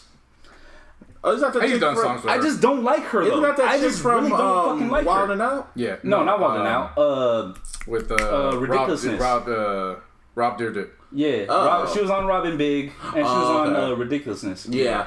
Yeah. Oh, her? Yeah, her. Chicks on Cash Money. Yeah. Young Money. No, yeah, her. Don't boo me. No, boo this. Yeah, nah, but those are the two songs literally I wish I did not listen to, dog. They're fucking horrible. They are horrible, dude. Like, I can't even put into words how bad this shit is. Horrible is the only word that comes to mind. Like, that shit is bad, bro. But the rest of the shit, I fuck with. I ain't gonna lie. There's 10 songs, so 8 out of 10, not bad. It's pretty good average. Whole reason why I bring up Snitchy 60 is like he dropped that bullshit. Oh, here you go. No. But there's a reason why. Because Dave Chappelle dropped literally out of nowhere and everyone stopped talking about it. And also, the baby's gonna save hip hop. Hold up. Chanel West Coast was on Robin Big. It was more towards the end, but she was definitely there. I promise you that. Look that shit up. Who was that? Meta for Soundwave. Oh, what do you? Okay. Shout outs though. At least you're fucking saying something, man. God damn. Y'all just being silent and looking at us, making us feel uncomfortable. Anyway, like I was saying, I'm just saying that because fuck that bullshit. And the baby is pretty much projected to go number one and block that whole ass nigga from going number one again. From going number one. Just shout out to the baby and for that shit. Yeah, exactly. See, she was on there. Why are you arguing with me? You just admitted she was the receptionist. Anyways. Also, Arbery's, I guess I could drop this little news bit that someone told me, a little birdie told me, a little owl told me. A little owl. Who? I don't know, somebody. Who? Arbery's gonna drop music very soon. Like, like maybe this week soon. Don't have my word on it, but yeah. And what also confirmed it was Academics' ass went on fucking his Instagram and posted like a picture of the OVO owl, and he said soon. So new Drake music is coming. Word on the E Street saying it's gonna be another EP or maybe the first single from his album. So watch out. I mean, sounds right. He said he was dropping in the summer. Yeah, and it's about to be summertime, even though the whole world's losing their damn mind. What, 3 days? Basically, it's summer now. So, I just know this is my last episode. hot. This is my last episode as a 30-year-old. Oh yeah. Oh, fuck, that's right. Yeah. Wrong one, man. Because I'm always so used to it like the other way. Yeah. Yeah. Next Tuesday's my birthday. Hey, what you gonna do?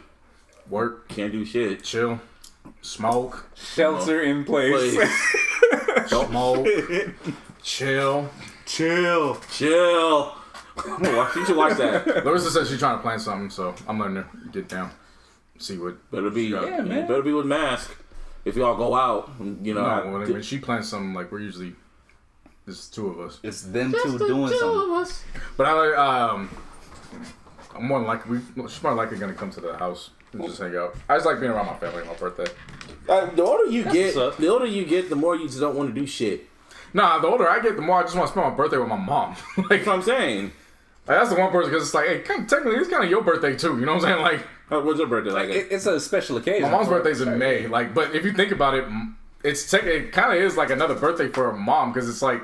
They're not the same woman after that birth. Like, you know what I'm saying? Mom always tells me, like, every time it's my birthday, she breaks down what she was doing that minute of the day, hour of the day, and shit like that. Yeah, really breaking it down and shit. Almost, but yeah. And I always dance with my mom on my birthday. And then that's something I've started doing like the last few years. Like, we just share a dance. Like, No, that's cool. thank you for having me because if I tell my birthday, the day of my birth, I kind of owe her that. All I know is I dropped a big deuce on the way out.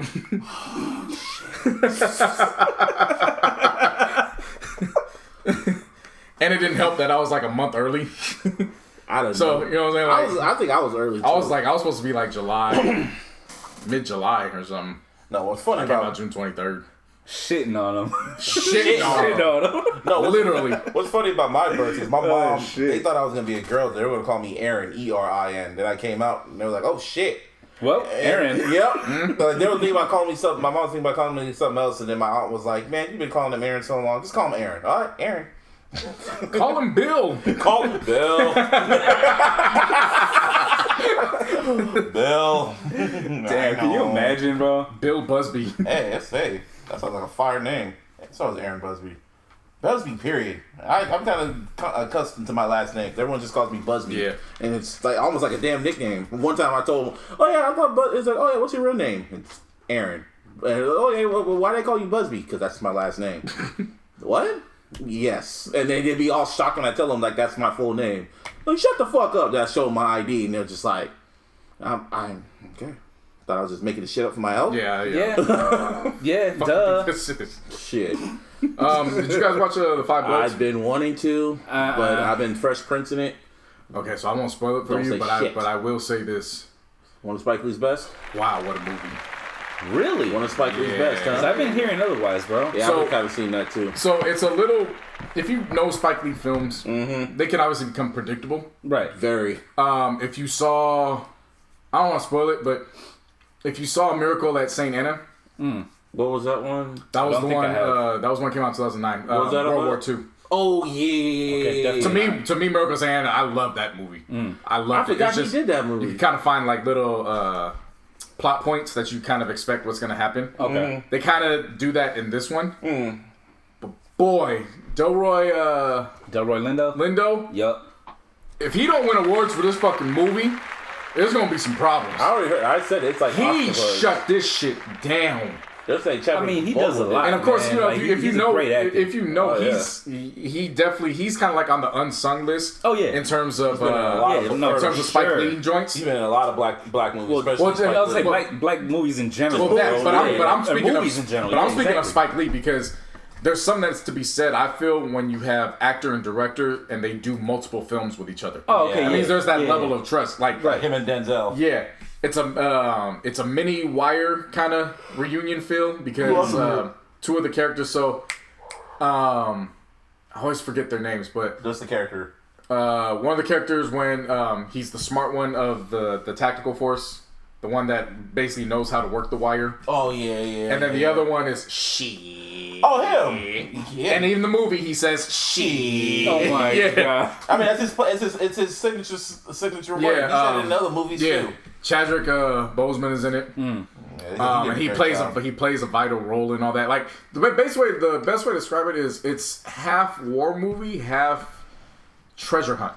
I've heard that. Really? Yeah, so it's an interesting take on it, and it's to me it was really well done. Marvin Gaye is included in this throughout in terms of the music. Like they use 6 songs from what's going on, just because they're matching. I'll say that was the time frame too, wasn't it? Well, it's set in present time, and then it flashes back to that period of time. Yeah. So it's connected. The movie has Oscar buzz from what I read. It's really Wow. Okay. I hate to hype shit up like that because then it sets like a bar, and you guys come back. I mean, like, Spike Lee. Well, but in terms of Spike Lee, Lee already has a bar up there. You know what I mean? So, But he's had some breaks. But it's very rare. oh yeah, no. I watched it twice. Yeah. I watched it over the weekend, then I watched it again last night just to kind of pick up some things that I probably missed. And I thought for sure you would have seen it, so I came in like I know. I came in like okay, I got to know what to talk about here. Because I've been working a lot, and then like when I don't want to hear that shit. You just said you was binging that HBO Max. Yep. Yeah, I was. That's cool. Listen. Yep. You need to listen. No, we ain't listening. Listen. No, fuck that. Hey, like I was saying. I'll get home late and then I'll sit and watch Fresh Prince because I see the movies. That makes sense. Yeah, and I'll see the movie's 2 hours and 35 minutes, so it's like, okay, I gotta really set a day to like see because I know because Netflix they back their shit up lately. They have like a lot of movies I want to watch. And it's like, oh, you got this movie. Oh, you got this movie. Because if I go away, it's like I know what's gonna happen. I'm gonna be stuck. Now the Five Bloods is very. And you know what the thing about it too is obviously the film was done last year. It's very eerie. Of course. Because there's just certain things that are going on now and they can tie into what's taking place. Spike Lee's been talking about this since Do the Right Thing. So I would just say for this instance, you'll immediately know what I'm talking about when you see it. I can't explain why because you guys haven't seen it. Yeah, right. I hear you. Yeah. I mean, like Spike Lee, like again, we always talk about Spike Lee. The Black Klansman, that was a great movie. Fucking Malcolm X. This one for me, again, I don't like hyping it. This one for me, it was above Black Klansman. Like, it's, of course. I think a lot of movies. It's a very well put together movie. Where you put it? What's your top 5 Spike Lee movies? Do the Right Thing, of course. Malcolm X. I'm gonna throw this one out, and it throws a lot of people for a loop. But I love this fucking movie, Clockers. Yep. Clockers is fucking phenomenal. Great movie. Yep. Oh my god, and Terrence Blanchard. Round of applause to Terrence Blanchard is his main his composer that he's like works endlessly with. Okay. He has a signature song that plays all the time. Yeah, Terrence Blanchard and fucking Clockers is just like, even if the story kind of drags a little bit, I'll give you that. But boy, does that music carry the score carries that fucking movie. If all else fails. Yeah. And on top of that, it's Mekhi Phifer's first film. Yeah, it was. And half the actors that had prominent roles in The Wire, they started in there. Shit. Like I love Clockers. I can watch Clockers any day. Do the Right Thing, Malcolm X, Clockers, School Days. I hate the ending to that movie. I really hate I love School Days because of I love the obviously what the movie is, but I also love what was revealed in the production that took place from that. If you know the story about that. So obviously it's a film that deals with colorism in terms of college. So the light skin fraternity versus the dark skin, everywhere else. Well, what he did on set was he separated light skin and dark skin, and the light skin got better treatment. Yeah. So that way, when they were doing scenes, it gave a little more authentic feel because it was like. I just hated the ending. Better than me on set. I just hated how that movie ended. It was just like it was hitting a point, and then Morpheus just goes, "Wake up!" and running around the campus. I got it, but it was like that's how you ended Spike. Really, everything is good about that movie except the ending. And number 5, I want to say. I can go 3 ways. Okay. Because I really, really, really like Miracle at St. Anna. Okay. Like Miracle at St. Anna came out when I was working at Blockbuster. And that was one of those films where I was like, oh, Spike Lee joint. I didn't even know he did this film. And I watched it and I was like, to this day, I'm still glued in. So that would be, I could rock with that as a 1A. Honorable mention. I could rock with that as a 1A. 1B. 2B. 1B, 5A. 5B.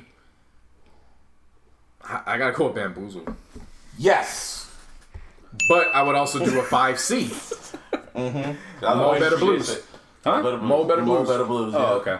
Yeah, Bamboozled. The dynamic between Denzel and Wesley Snipes. Oh man, That's crazy. That was the only great. movie they ever done together. Yeah, and it was great. So It was nice. For me, in no particular order, I love Bamboozled. My mom hates it because the blackface, but I tell her, Oh, yeah. no, but I tell her, no, he predicts how everything is in media. That's how it is. Like, when I was seeing all the reality shows and Love and Hip Hop and the Flavor of Love, that's blackface to me. It's like, he predicted that shit. There was Bamboozled, Malcolm X. I sometimes cannot watch it because it's so fucking good, and the fact that he didn't win an Oscar, Denzel didn't win an Oscar for it, and it didn't get the proper treatment, really always just pisses me off. He won something better than the Oscars. I know, but it's just the principle. He won the black man's vote. I know. We all rally around like fuck that award. I know, but still, it's like the principle for me. I get it. And then let's see, what's another one? Fucking Do the Right Thing, of course. I mean, everyone knows like Do the Right Thing. Like you said, Inside Man. That was a great one. That was a good one. And that's 4. And I feel like there's one more. I see it in my mind. I want When to say all else fails, Clockers. relies on clockers. Clockers. Yeah, fuck it. When all else fails, just rely on clockers. Oh, Black Klansman. That gets a good. That's like an honorable mention too. His worst one to me was Chirac. Chirac was horrible. And fucking Old Boy, the Old Boy remake. That really made me which mad. one? You never heard of Old Boy? Nah. The Korean movie? Nah. The Yeah, Korean that was movie bad. was great. The Korean version of that Yeah. was great. It's a classic. But his version was oof. And why? And I His kind of version just wasn't it? nah. Shit. You could tell he phoned it in because he was around that time period. He was focused on that Michael Jackson documentary, so he was really focused on doing that instead of the damn movie. Nah, fuck. Yeah, but Chirac really, I was like, that was one of those movies I wanted to like it, but then I saw Nick Cannon trying to be tough, and I'm just like, no, it just was not good. Nah, but yeah, those are like the only 2 bad Spike Lee movies I don't like. Spike Lee, man, give him some respect. Yeah. No, he definitely deserves his flowers. No, fuck. What else? As always, it's still fuck Starbucks.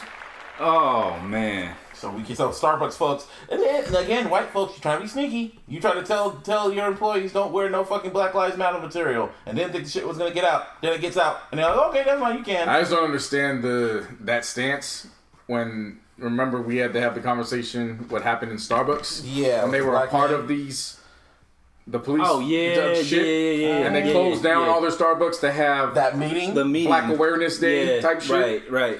And I was Black talking people about awareness. this, and I was talking about this with Larissa. I was like, I mean, they let their other employees wear LGBTQ apparel, and rightfully so. Yeah. Like that, I'm not even saying that to say, oh, they shouldn't. No, rightfully so. They should be able to wear that. But what's wrong with Black Lives Matter? So of course the report gets out, and it's like, oh no, we went not too late. Fuck you. I don't even drink coffee anyway, so. Well, you mentioned that last week. Yeah, so fuck it. And then shout out to former Starbucks employees doing God's work. They leaked out all the recipes on Twitter. Oh. PDF format too. Oh, shit. That's what's up. I download all them shits. I only need one. I get I don't drink coffee, but I like a white mocha chai tea. Oh, okay. So Those are cool. I don't drink at Starbucks. So I got the right recipe for that, and I was like, fuck, I'll make that shit myself. Speaking of Starbucks, though, man, as you know, I drive around for work, right? Yep. Making deliveries and shit.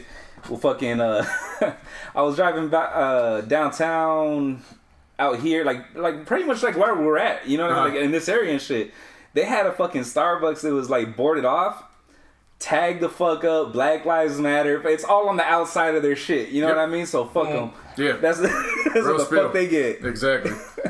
And then finally, like we ended last week, B. Simone is the scammer. This is like the 3rd week in a row we mentioned this female, man. Man. I have to give her a round of applause at least for going to that level of scam.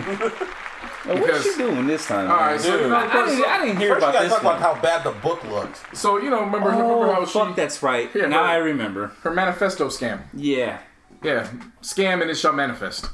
Remember, she had spoken out. She don't want 9 to 5 guys because they can't understand why she's up at 3 a.m. And then we realized Yeah, 9 to 5 person kid doesn't understand why you up at 3 in the morning because you out here plagiarizing. Literally copy and pasting shit you saw on Instagram. And she Or releasing- Pinterest. She releasing these manifesto books. Whatever. Look like scrapbooks you get at fucking in your college classes and shit. Some of them, the pages aren't even properly stapled to the page. One chick, she turned the page and it ripped out. The cover kind of slips off too. Yeah, it was so bad.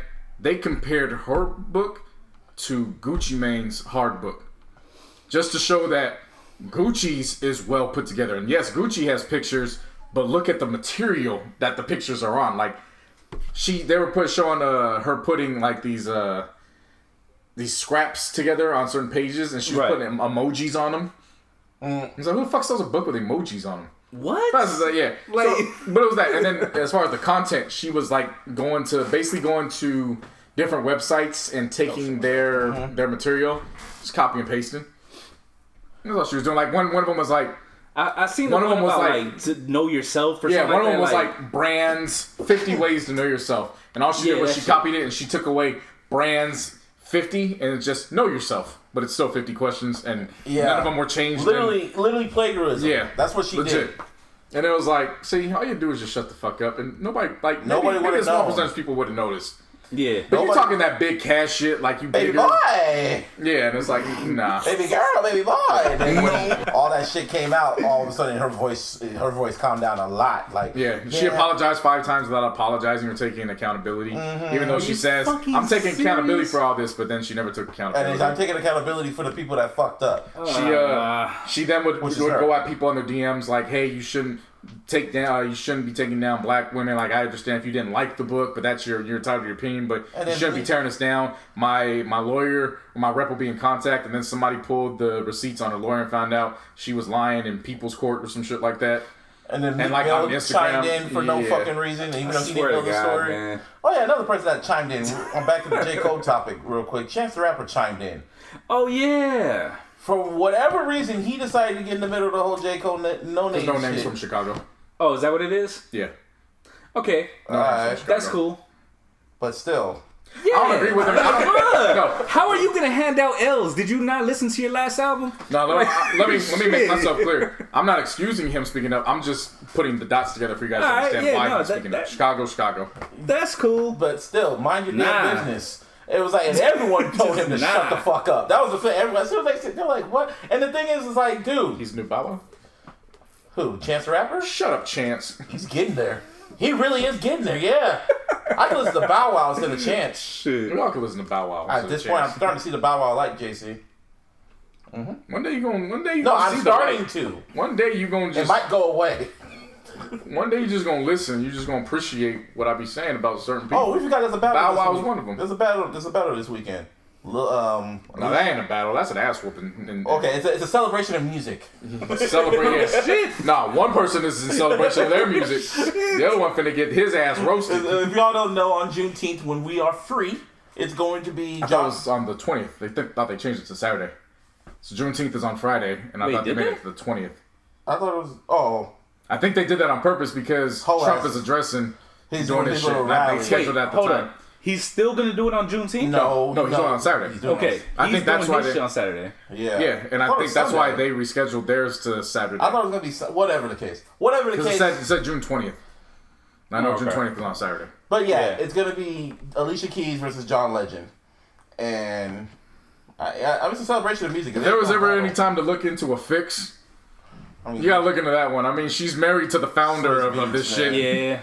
They talking about sending kits out. Like John Legend gotta be looking at his kit like, is this? I mean, has this been tampered with? Alicia Keys can get John Legend on her. She can get John Legend on her first 2 albums. First 2 albums and her first few features. Especially Empire State of Mind. Yeah. Oh damn. That's game over. That's a haymaker right there. I like John Legend too. But, I like him John too. Legend ain't got the. He don't got that. This is unfair. This isn't fair. It's not. I mean, like she's getting him out with the first 2 albums, and but the playlist gonna sound fire. Oh, that's for sure. Playlist gonna sound hella fire. That is for sure. I'm just saying, Alicia Keys had it. The first 2 albums, songs in A minor and Diary of Alicia Keys, that's just great.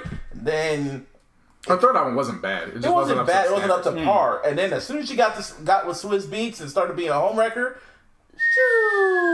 I like the fourth one, the one that had the joint that Drake and 40 wrote. What was that Element of Freedom? Yeah, that it was cool. decent. It started going up, like how the COVID shit started going up, and then it just But when she got into this Girls on Fire era, that's when I checked out. And then I'm like, what happened to you? I'm good. And then I remember I'm telling you, as soon as she got with Swizz Beatz, her whole mentality just switched. I still love Alicia Keys too, man, but I want her to go back to that sound. It's the battle of keys in this one. It's just ordinary I think people. that's the reason why they put it together. You know what I mean? Because they both play will sound fire. The keyboard, the piano, whatever. Yeah, now this one, I'm glad they're calling it a celebration of music now. Because if this was a battle, there's being ass whooping. Are you gonna score it? You kind of have to. Yeah. You kind of. I just got Alicia Keys whooping this man's ass. It's not personal. John Legend got some hits too, man. He ain't got Alicia Keys hits. I'm trying to think of the features he has. Trying to give him something. I mean, he's got some shit with Kanye off top. What songs was he on with Kanye? He's got to. Of course, he has songs with Kanye. But what Grammy Family, I think he's on that shit. Grammy Family, yeah, that's a good one. That's a really good one. Really put Grammy Family up against one of Alicia Keys' Slow slow jams. Empire Everybody done. No, I mean, everybody done fell in love too. He's not gonna just put it up against fucking like some random ass My Boo or nothing like that. You know what I mean? Like he's not gonna. She got that. Yeah, she got that. She got Empire State of Mind. But she do got that though. Well, you know what I'm saying? Like he's not gonna. You know better, dog. He's gonna match. I don't know. That's the thing in these battles. I don't know. These motherfuckers be making moves that it's just like... Yeah, but see, a lot of them are just stupid, though, bro. Like you could shoot John Legend off the bail, but what if he falls in line and he does 2 rounds where it just don't make sense? You right. Like, I can't call it. His first 2 albums were great, too. And he gonna put up Grammy Family against Empire State of Mind? Like...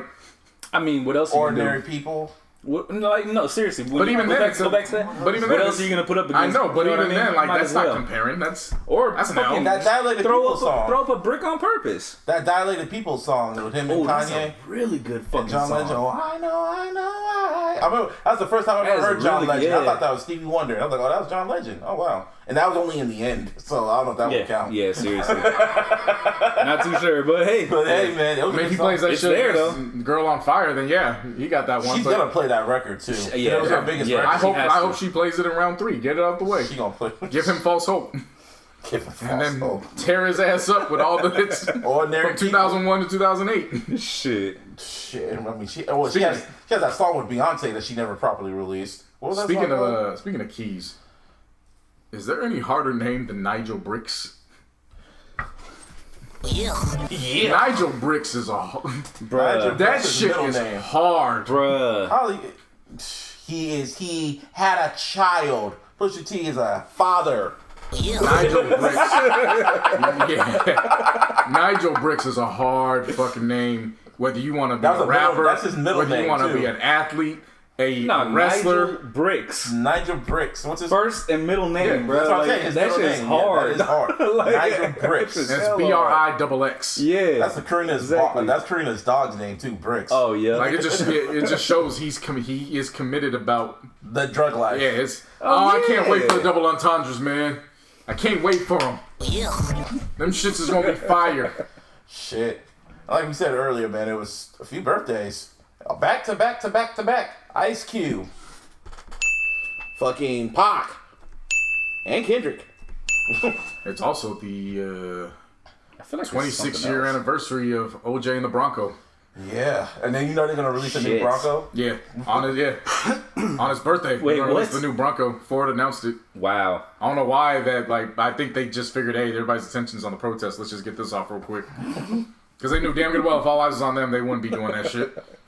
But for some reason, they made the announcement, hey, we're dropping the new Bronco on OJ's birthday. Hope he buys one. Hope he buys Hope he buys one. Hey, fuck it. Fuck it. Make sure to slash the deal first and he'll get it. No pun intended. Slash. You are some other shit, dog. Hey man, Oh OJ my escaped the God. system, but episode 5, and that's all I'm gonna say. All I talk about is episode. Like that was a great docu-series. But then I will never forget. We watched the finals, and they was like, "Oh yeah, you gotta watch Made in America." What's it called? Made in America, Made in OJ. America. Yeah. And I watched everything. He's like, "You gotta watch episode 5." I'm like, "Why you gotta watch episode 5?" Just you gotta watch it. So I'm like, "Okay." Watched it, and I'm like, "Lock this nigga." Yep. It was literally like a different ass series. It was 5, but it was really like the epilogue. Yeah. Different tone, and different everything, like- and then my what's it called? My epiphany. Yeah. Yeah. Like, I just think there's something to be said about the fact that all my favorite musical acts are Geminis. Yeah. Prince is June. And Kanye. Well, no, but I know, but the exact date. Prince was, I forget the fucking day. It was Sunday. June 7th. I believe June 7th is Prince's. It's June 7th, June 8th. Kanye's June 8th, so it's June 7th. Kanye's June 8th. Kendrick. Cube to Kendrick is all consecutive days, which is funny to me because they're 3 of my top 5 and they're all consecutive birthdays. My top 5 rappers and 3 of them back-to-back birthdays. Yeah, and also it was also Bailey shares a birthday with Ice Cube. That was wild. I was like, wow, legend. Allen Iverson's the same day as Prince. Like, you know what I'm saying? Like, yeah, a lot of dope people born in June, particularly Gemini. I think that's what makes them so special. That kind of like dual personality. Yeah. Oh, and by the way, shout out to my mom. It was her birthday on the 13th. Hey, His birthday. A lot of birthdays, man. It was crazy. Whatever we were just, I think Jason was talking about Pac or whatever. I was saying straight up, if Pac was on Twitter, he'd be the most hated, loved person on social media. No, it would be pretty much like how it was. just not like there's a group of people that fucking hate him. There's a ton of people that fucking love him, and they back him up, and that's pretty much how it would be. Can you imagine him on IG Live, bro? Oh my god! Fuck the IG Live. Can you imagine if that was caught on film? Him shooting the cops in the ass. Oh yeah. In this era, yeah, and him walking out the court because they, you know, the weapons were tampered. They were using evidence. Like everything still takes place. Like, could you imagine him shooting cops live and then he still gets to walk away and be and on it's IG. all on Instagram and all that shit? Somebody said so. Basically, he'd be 6'9". Just no, with better music. No, hell no. Let me rephrase that. When it comes like he's the most hated and loved person at the same time, he's like, someone just said basically he's 6'9", and I said the same thing. No. Far from it. That's not even where I was going with that. Yeah, that's what I was saying was he would have walked out the courtroom, went to the studio, and dropped some flames right there. And then get on IG Live, IG Live and start talking shit. Can you imagine his Instagram posts, his long ass paragraph, the memes he be posting of Biggie and Dre? Dude. I would just say, I would imagine the love that he got after death. Yeah. Would have been what he would have gotten immediately if what he did with the Atlanta police. Shit, that's a bar in itself. He saw the vision way back in 93 about the Atlanta police. I mean, and the Oakland police, they're the one that fucking beat his ass. No, I'm saying the Atlanta police were everything's going down right now. Yeah. I would say that would have been the jump in his career. It wouldn't have been after he got out of jail and went to death row. Gotcha. I'm saying that would have been what catapulted him up. That incident, it being on camera, him walking free because police were fucking with old boy. Yeah. And they were doing it with evidence that they stole out from the building. Right. That becomes a whole... that becomes legend he becomes a whole different monster at that point. Yeah. I mean, and then... But there's a reason why he was in the era he was in, and he wasn't in this era. Ice Cube's keeping it very vintage on social media. Ice Cube's coming back to the nigga you love to hate, and I love it. Yeah, vintage Ice Cube. Ain't none of that barbershop and... Are we there yet? Ice Cube, which is fine. I love it. He aged That was weird to me. No, that was weird. When I saw Ice Cube... I was going to say that shit. Yeah, no, it was just weird. When I saw him on Sesame Street... To that shit. When I saw him on Sesame Street, I'm like, I am getting old. I wouldn't say it was weird. It just reminds you you're getting older. Yeah, I'm like, it was weird because I wouldn't expect Ice Cube. I wouldn't expect Ice Cube to be doing the same shit. No, don't get me wrong. He's a fucking father. I wouldn't see him doing it at that same level. You know what I mean? But at the same token, it's just weird to see somebody like fall off like that. You know what I'm saying? Like to go from like gangster to because for all the people that I know, you know, personally, that were gangsters.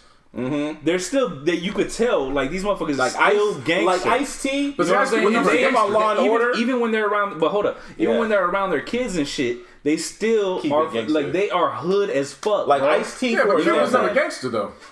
He just rapped about it. He was just a very intense person. Just intense. Oh yeah, no, he was definitely he took on the persona. No, but Ice-T, you can tell he's still gangster. Even on Law and Order, like you can still kind of like sense it and shit. Whoa, they got comments. Ice-T comes from a set. Comment says America's Most Wanted came out 30 years ago. Yeah, there's an anniversary. 90. Yeah. Yeah, he did the breakdown. I forgot the who that breakdown was. the night of the Nelly and Ludacris. Yeah, he was breaking down all the tracks and Yeah, shit. And then, of course, Kendrick, who's just silent. And I mean, he's silent, but he's not silent at the same token. He let his actions speak for him. oh, exactly. But, You know what I'm saying? I mean, 3 classic, 4 classic. Yeah, 4. 4. Oh, you know, Yeah, I mean, you can go back to mixtapes too, though, bro. the Kendrick Lamar Like, EP that had like 12 tracks. It's not even an EP. Yeah, fucking then what you call it? Oh, Even dedicated? OD, yeah. And then, Section 80 and the rest. You know what happened after that. And then it's just like, and then he's just silent. And it just makes me wonder, what more does he have to say? Because when I was listening to Damn, there was that part of the Element, and he was like, what did he say? Something about black artists? What's the word for it? There's a difference between black artists and whack artists. Yeah, I try to give you an album that represent the black artists, but yeah, or some shit like that. Because he was like, I try to talk to you guys on To Pimp a Butterfly, but y'all didn't like that, so I'm giving you this shit. By the way, man, did you guys listen to the Dissect podcast? I need to listen to Yeah, that. oh I listened to the one on To Which Pimp a one? Butterfly. Butterfly or Damn? Damn. He's doing Yeah. He's doing one on Lemonade, or like Beyonce's Lemonade. He did one on Lemonade. Did one on My Beautiful Dark Twisted Fantasy. To Pimp a Butterfly. That's the one I listened to. That was great. He did one on Channel Orange, I think, too. Listen to the one on Damn. It'll give you a whole nother different perspective. aspect. Oh yeah, I know. He breaks it down. That white boy breaks it down. He man. fucking got Yeah, that he's shit good. on lock, He's bro. Like, good. I was like, don't get me wrong, I love the album Damn, right? Like a lot of people don't view it as His best as work. good or even as good as the others. Yeah. You know what I'm saying? And to me personally, I feel like it's right up there near the top. Oh, yeah. I've come to grow into calling it a classic. I just needed Oh, it that is. level. I just thought it was one of those great albums. Yeah. Because he had just shot Good Kid, Mad City and To Pimp a Butterfly out the roof. Yeah. So in comparison to me, it was a level down. But it's Yeah. not like it's the worst thing in the world. Like Oh, it's a level no, down no. from Good Kid, Mad City and To Pimp a Butterfly. His level You know what I'm down, saying? we gave him a whole episode off that damn podcast. Yeah. Like, So that's I his just- level for down. real. I just needed time to live with it. Yeah. But now we're going on year 3. But I mean, he got delayed because of everything But going what you on. call it, right like now. I was saying though, because of that Dissect shit, like the way I looked at it, I already thought it was fucking great. I thought it was a classic off rip. Now it's like holy. Now you know fuck, why I got this that shit. Pulitzer, huh? Yeah, no, real shit. I was gonna say that. I understand 100% how he got that Pulitzer now. Like it makes perfect fucking sense, For sure. bro. He's gonna win a Nobel Peace Prize next with this next I album. wouldn't doubt it. Like it's hard to put that Like shit. that He's dude, gonna win Compton next time. like honestly, like his album's is gonna like fuck the charts and shit. Hey, hold up, Freddie. I want to know what you mean by "damn" is a play. Damn, it's Like, does that playlist. like a No, he's play probably saying as in like like a theater play. like a I theater thought play? To Pimp a that what Butterfly you- is a play. Oh wait, he put street theater. I fuck with that. I fuck with that's that. A ding. First Yeah, ding that's a today. ding. That's a ding. I felt To Pimp a Butterfly For sure. could be like a play. To Pimp a Butterfly could be like a play, like some Hamilton shit. To Pimp a Butterfly, man. That ooh. I can see that being. I was thinking about that when I was listening to the album. That could sound I mean, like it could be like a play. To Pimp Butterfly to me is Or a one-man play. Nah, To Pimp Butterfly to me is written. Like That- It's written. poetry, bro. It's Yeah. it's poetry in motion. I don't because you can You feel me? Because I can see. Okay, so here's the difference with like Good Kid, Mad City. Obviously, a short film. yeah. Yeah. To Pimp a Butterfly to me though, the imagery is what I would expect when I'm reading something. Yeah. I'm It's saying. descriptive. Yup. Like, Yeah, that's true. but it's something you sit with and you Think again. about. It's layered, so you have time to examine it all. You know, it's- That's actually a perfect way to describe Damn. Yeah. Street yeah. theater. Street theater, yeah. What about Section 80? That's like a book. Campfire. That's campfire, bro. Campfire. You kidding me? Yeah. I say that those because are I old say the camp chapter stories. because of the chapter because it said chapter 6 or whatever. That's how you know him and I have been talking about that project for fucking Yeah, forever. forever. Came out the same Campfire. Fire. Like, come on, bro. I just want to know what Who doesn't know that? It's still to me, no matter what he's working on right now, where is he going to take it next? He can take it anywhere he wants. Man, look, if the rumors that It had was came supposed out, to be a rock album or yeah, whatever. if it's supposed to be rock influence, and here's the thing about it, like y'all know, I've been listening to Kendrick a lot lately, whatever, right? Mm-hmm. Especially today, I literally was listening to my playlist that I made. Mm-hmm. That shit is like fucking, I don't know, 40, 60 songs long and shit, some shit like that. But nah, man, fucking. I started listening and noticing where he already had a lot of rock influence. Yeah, Yeah. of course. From the very beginning and shit, you know what I mean? Yeah, It's a lot like, of, like, I was like jazz listening to well, obviously, Yeah. you know what I mean? He made a whole album of that. Oh, yeah. But I'm saying if he goes with the whole rock shit, if you go back and look at the songs that he had that had rock influence, They usually had Asher Bot on them. Well, above that though, I'm saying like Well, no, sonically, I'm saying for those people were that some of his better songs. Yeah, but I was bringing up like, Astrospot because all you gotta do is look for the features. For those who don't know, just go back and look at any track that basically had Astrospot. Yeah, they're there for the most part. But what I was getting at though is like those are a lot of his better songs and shit. Yeah. So if he does a whole album of that With a concept or just a theme. fuck, man. Yeah. And I still can't believe he... Take my fucking money. I still can't believe he I mean, that's automatic, but still. I still can't believe he shitted out the Black Panther soundtrack right after Damn. Like, I still can't believe that. Almost like it's almost like the damn B-sides. Like, it was also a collective work though too. You know what I mean? Still, like, he was curating too. But still, he had that creative mindset to still make the album for and sure. have the concept For sure, man. after coming off of Damn and on tour. Well, that's not tough. Well, I mean, with all that he was doing, it kind of, I'm not going to say it was tough, but it just seemed like, how the fuck did you manage to do this when you were doing this, and this? And then, you know what I'm saying? To me, that's the easiest time to do it. He's coming off of the creative high, so he's still got juices left to a little gas left. I see what you're saying. To me, it would have been harder if he waited a full year and then he went and did it. That would have been the toughest part, but with Damn's going off, he's still in a creative mode. Like, I still got to get some stuff out real quick. Okay. And then, because you got to remember, the Black Panther soundtrack came out 10 months later. Yeah. That's still within that period of time. He knocked that shit right. We're talking about this. Every time we talk on this podcast, something always happens when it comes to certain artists. Remember we talked about Usher randomly, all of a sudden he dropped something. Now that we talk about Kendrick, he's coming now, because we said so. And he's going to drop it like, it's going to be a Beyonce drop too. That's crazy how we're calling that shit now, the Beyonce drop. I mean, it is what it is, bro. She was the first one to really do it like that. You know what I mean? Like, just, here it is.